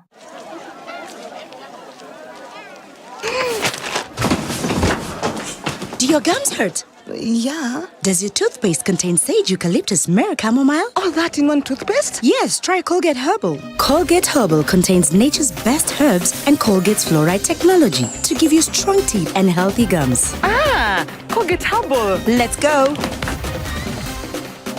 Colgate Herbal for strong teeth and healthy gums naturally.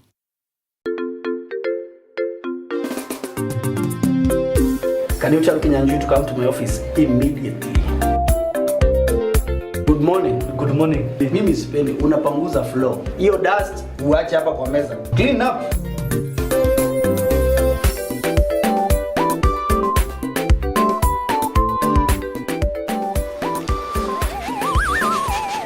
Kinyanjui, this is a problem, eh? Next time uende ununue selector yako, utengeneze sandwich zako, uachane na sandwich za boss. Selector. The difference is in the taste. Hii uende weke kwa ile githeri yako, eh? Oya ni aje, mimi ndo Jonte Fresh. Mimi ndio nimetambulika hii Gikomba yote sekta ya manguo. Jumio transform nguo ordinary za mtush zenye ziuka mna hii harufu ya bale into the freshest Iggy Kosh yote. Siri ni hii real mpya ya pink. Na kushow mtushi zinang'ara kung'ara kushinda kamera. So clean, so fresh. Ma customer unaisana na hii story. Ninatumia aerial touch of down ya mpya tu.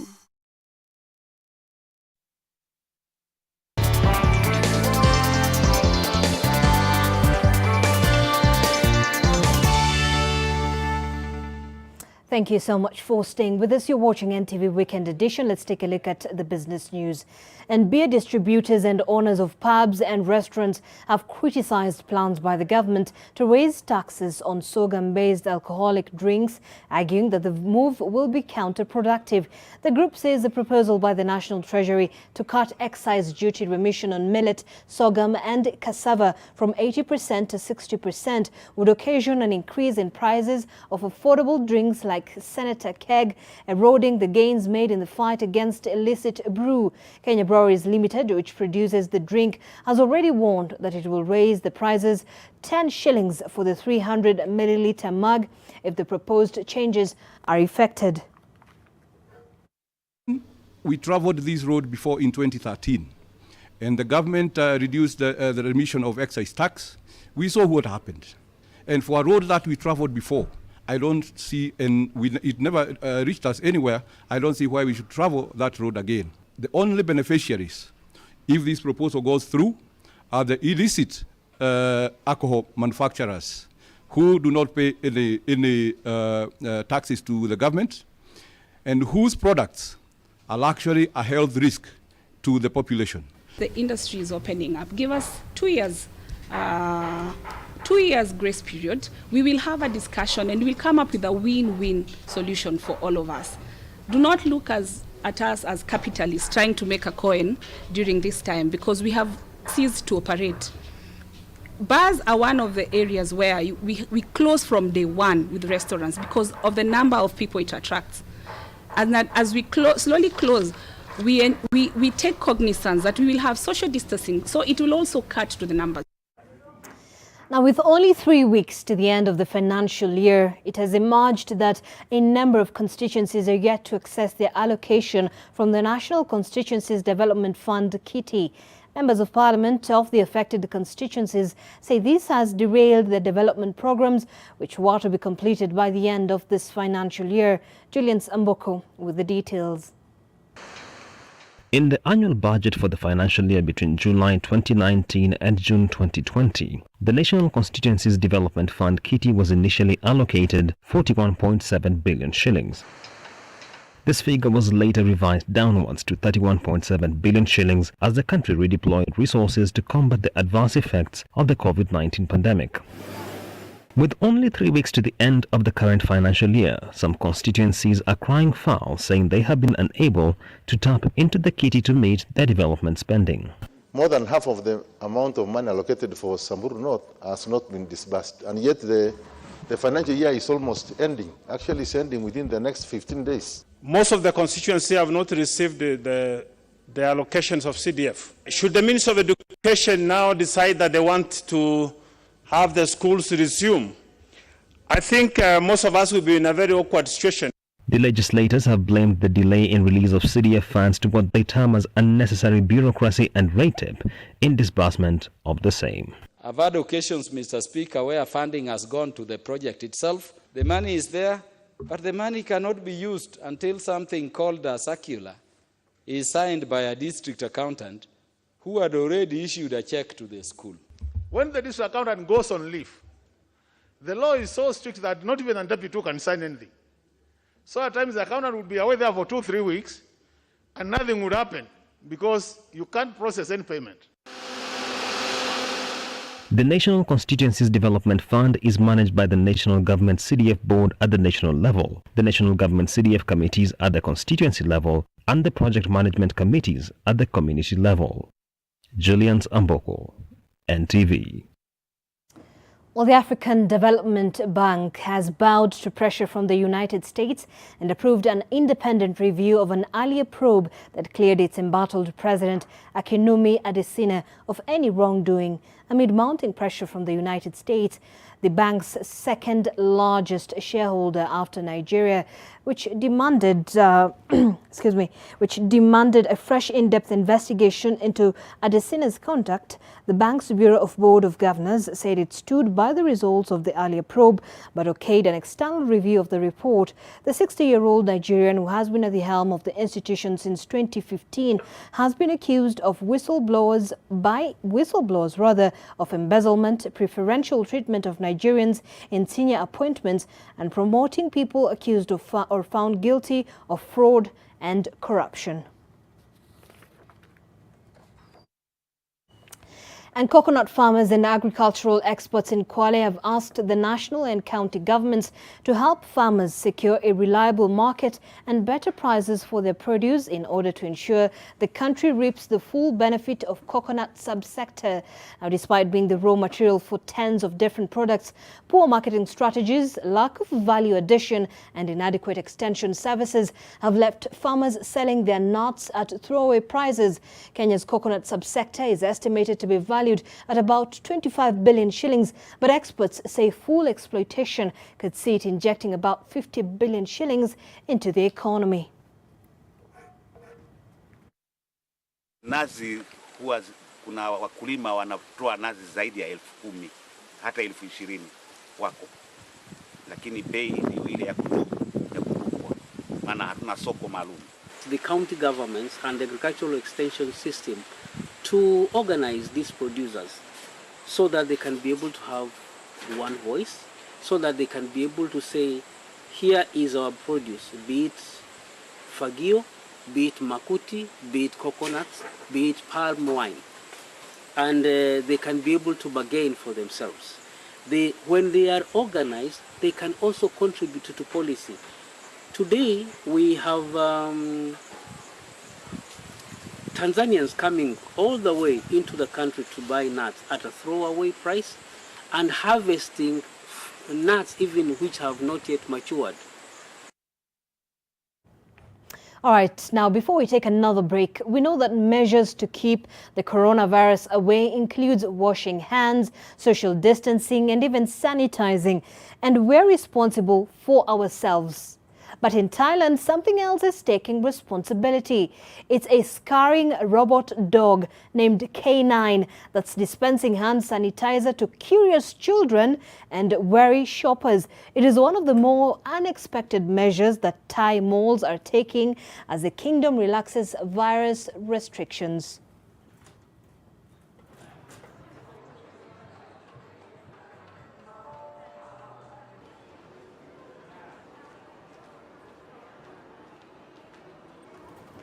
Well, that's very interesting. Well, stay with us. When we come back, Bullseye.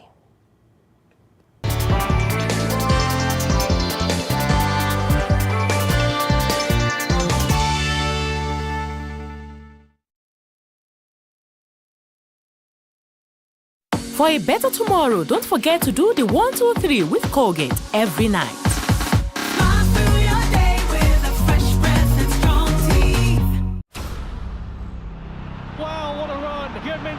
From inside his own half has scored.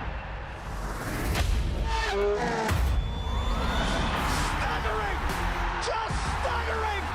Drama from day one. Messi tries a shot. Leo Messi celebrates that. This is the league we want to watch. Where does football go from here? The wait is over. Live sport is coming back. Stay connected to DSTV. What comes to your mind when you think of the perfect home for your family? Is it the beauty, the comfort, the security, the convenience, or even the affordability? Victory Gardens offers exactly that and much more. It is just 10 minutes drive from Kitengela town and 3.8 kilometers off the tarmac. This gated community project comes with solar street lighting, Maram roads, beautiful trees, 24-hour security, and water connected to every plot. The best part is, families are already living here. Call us today on 0790 300 300 or visit www.optiven.co.ke. Optiven Limited, the pacesetters in real estate.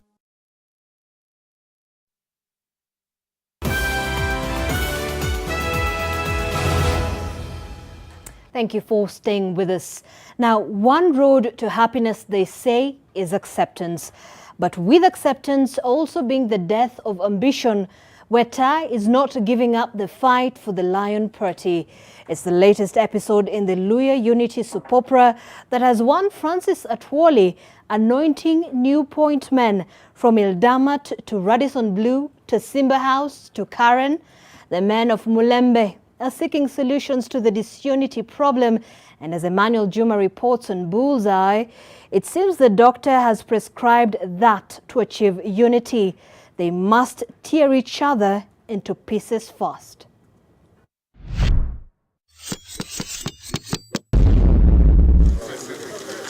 Together as one again, or is it?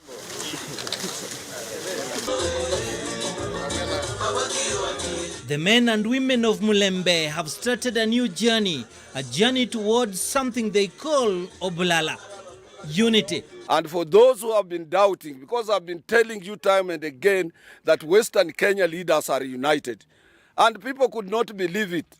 United indeed. Please introduce the heads of this new quest. The community will be led by Governor Wycliffe Ambassa Oparanya, Cabinet Secretary Eugene Wamalwa, and Court Secretary General Francis Atwoli. For avoidance of doubt, our leaders in Western Kenya are Honorable Musalia Mudavadi and Honorable Moses Wetangula. And that's when things fall apart. No, a handshake is for two people. That's what we are saying. Musalia and Wetangula are not part of a handshake. And with that, it appeared Weta and Muda have been shaken off, just like that. Francis Atwoli, Wycliffe Oparanya, and Eugene Wamalwa cannot speak for the Luhya people. What's corruption? They took corruption to take over the party. No way out, no way out. We are here. It's the war within.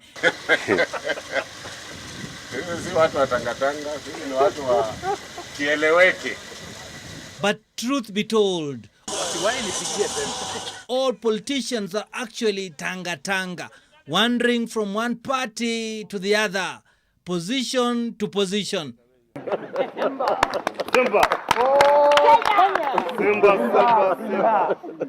In fact, they find most of their actions laughable. Take, for instance, the new scramble for Ford Kenya, a party that for some time now has been down, almost literally.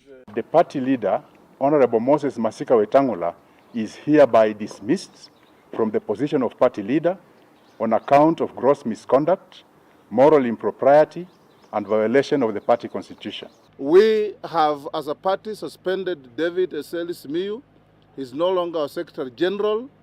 It's the season of coups. A season for youth to make some noise.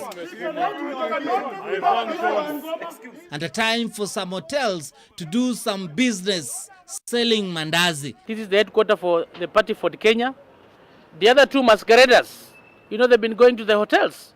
If truly whatever they did was not fraudulent, why are they not appearing or conducting business through our headquarters? There was no proper organ of the party, which was at the offices. We will be, in fact, taking over the offices any time from now. Truth be told, this lion is undergoing a metamorphosis, and soon it may not be able to produce even a feeble roar. The Lion Party is intact, is roaring. Really? Let's try it out. The Kenya! Simba, Simba, Simba. Simba, Simba. I wonder which of the two lions has the loudest roar. You can have a big head, but there's shallow between your ears. The difference with Weta and that person is like day and night. This? That's the kind of talk that makes Wamunyinyi's head spin. Check out the size. Is it this head that Chris could have been referring to, perhaps?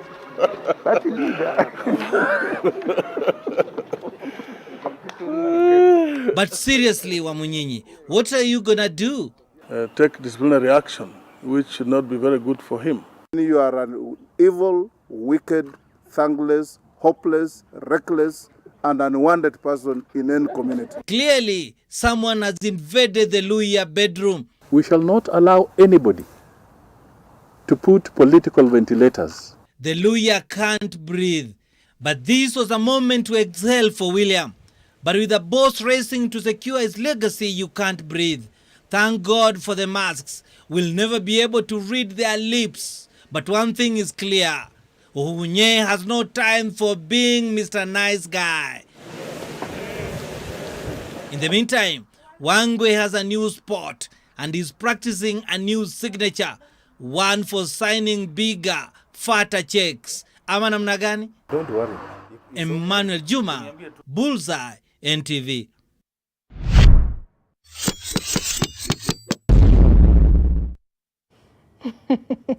Very interesting. And as Emmanuel Juma says, the soap opera continues.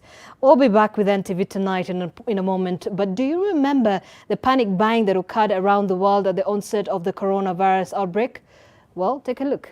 To serve as a reminder of the panic buying of toilet rolls in particular, one cafe in Kuala Lumpur is baking. Well, it may look like toilet rolls, but it's actually a toilet roll cake.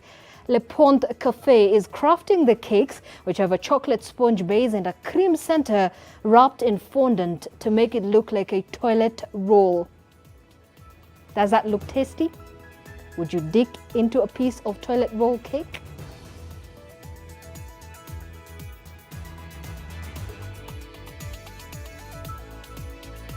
Well, would you?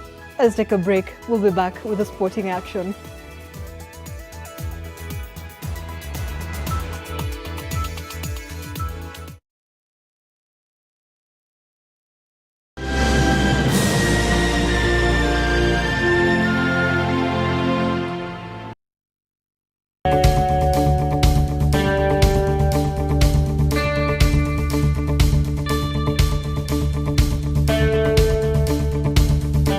Applications are ongoing for the June and September 2020 programs for diploma, bachelor's, master's and PhDs in all our campuses with online classes available. Prevent the spread of COVID-19 by following the government health guidelines. The University of Nairobi is a world-class university committed to scholarly excellence.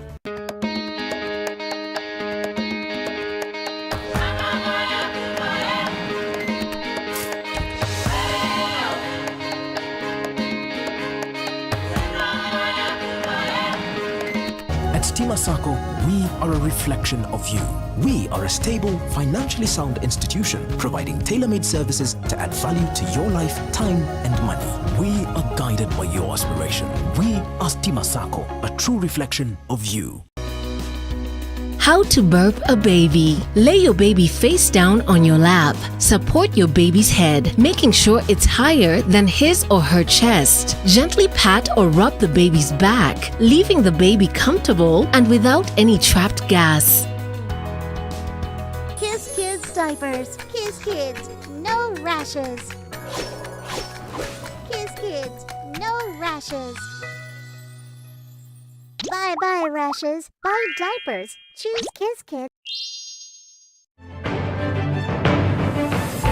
This lady is a super achiever, sits on many boards, a proud mom and a force to reckon with. I was those kids, what do you want to become? A neurosurgeon. Why? I want to open her brain, to fix whatever was broken in there. Dr. Stella Bosire. I spent a better part of my childhood in the streets as a chokora. I even had to sell drugs to keep my family afloat. When I hear a man has beaten a woman, those moments take me back deep into those dark moments growing up. I saw my mom being beaten. We buried my mom without teeth. I can't be angry. I can only forgive. Unscripted with Grace, Saturday, 8 p.m.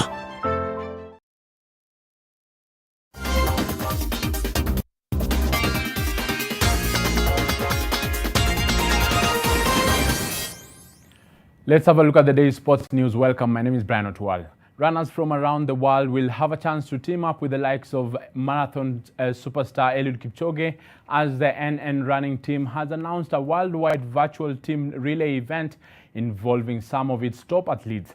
While traditional races have been cancelled and postponed due to the coronavirus crisis, virtual events are experiencing a boom. Now the NN running team has launched a marathon to take place on June 16th and 7th, that is June 6th and 7th this weekend, giving participants the opportunity to run against or even possibly with athletes such as Kipchoge, Kenenisa Bekele, Joshua Cheptegei and Jeffrey Kamworor to complete a marathon. The event involves each runner in the top 4 strong teams completing 10.5 kilometers. Runners can enter as complete teams of 4, or if entering solo, they will be teamed up with runners from around the world. The NN running team athletes will be randomly added to 10 of the participating teams. The aim is not actually competition. The aim is to participate. The aim is to tell the world that we are one. The aim is to tell the world that we've been down during this COVID-19, but we'll be happy. We are still surviving. We are still kicking. We are still breathing, and we'll come up actually in a strong way. That's the message for the virtual marathon. And Sports Cabinet Secretary Ambassador Amina Mohamed believes Kenya will be ready to host the WRC Safari Rally when a new date is released after it was postponed due to the coronavirus pandemic. Amina, along with the Kenya Motorsport Federation Chairman Phineas Kimathi, spoke after carrying out an inspection of the ongoing refurbishment of the KWS Training Institute Service Park in Naivasha. The Kenya leg was scheduled to take place between 16th and 19th next month. Preparations for the World Safari Rally, which will return to Kenya for the first time in 18 years, are underway here in Naivasha. Sports CS Ambassador Amina Mohamed is optimistic that work will be completed on time.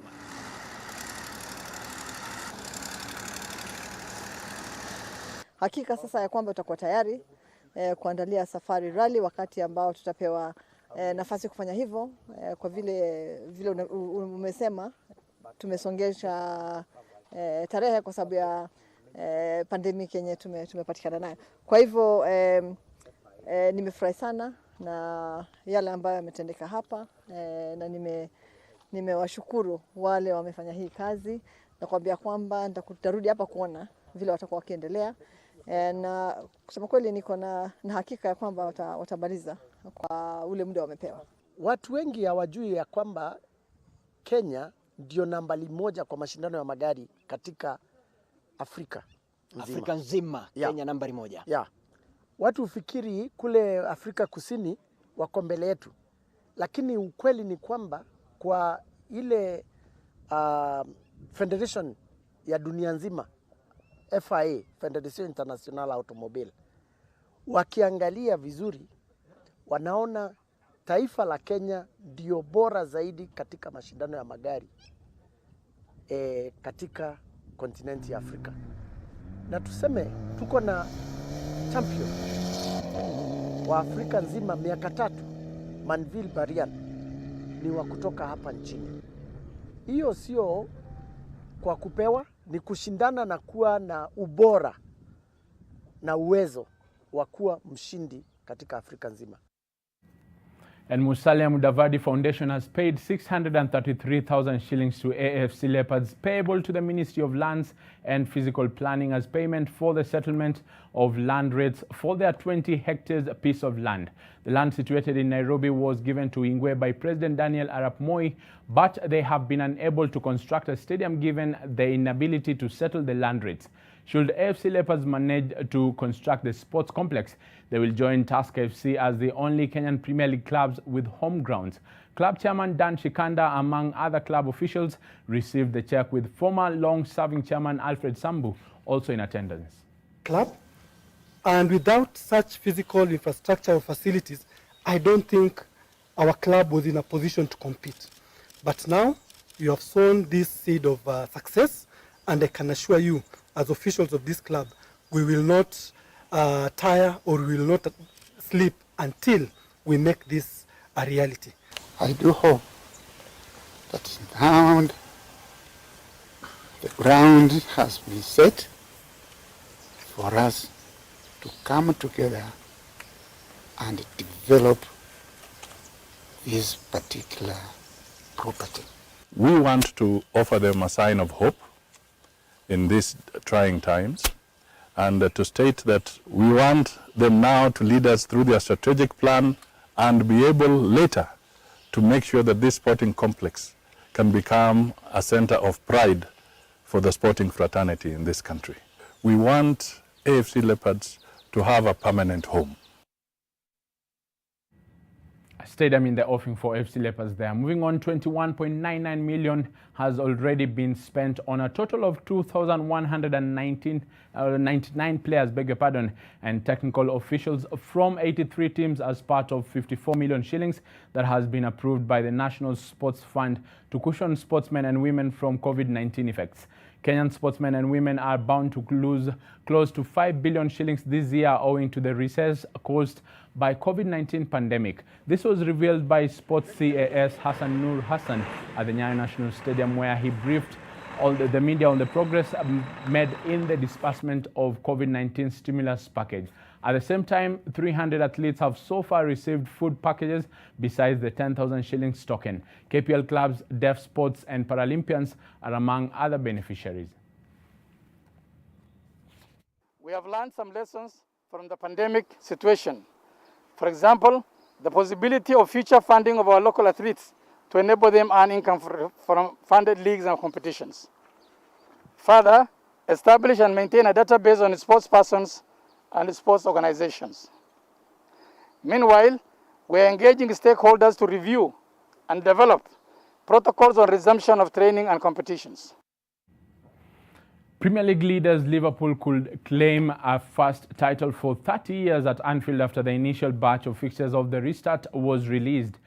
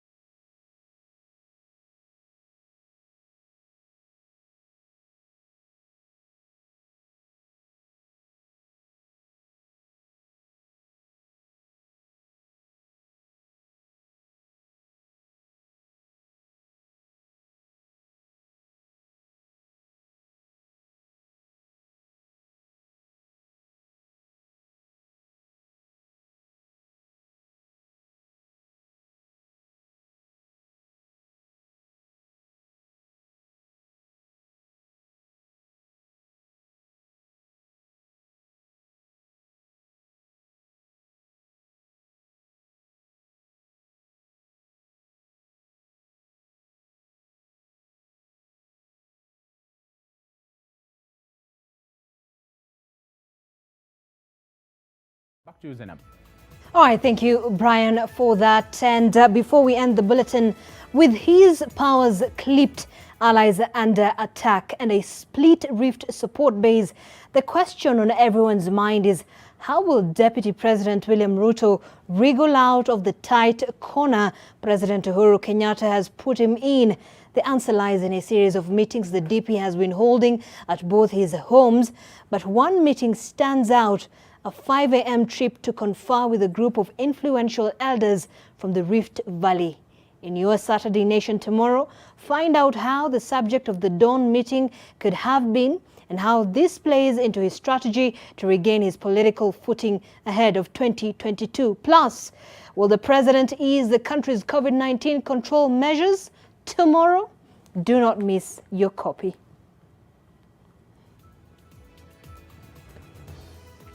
Well, you definitely don't want to miss your copy of the Daily Nation tomorrow. And that brings us to the end of our bulletin this hour. Many thanks for keeping us company, for all your feedback, and for being part of the conversations we've been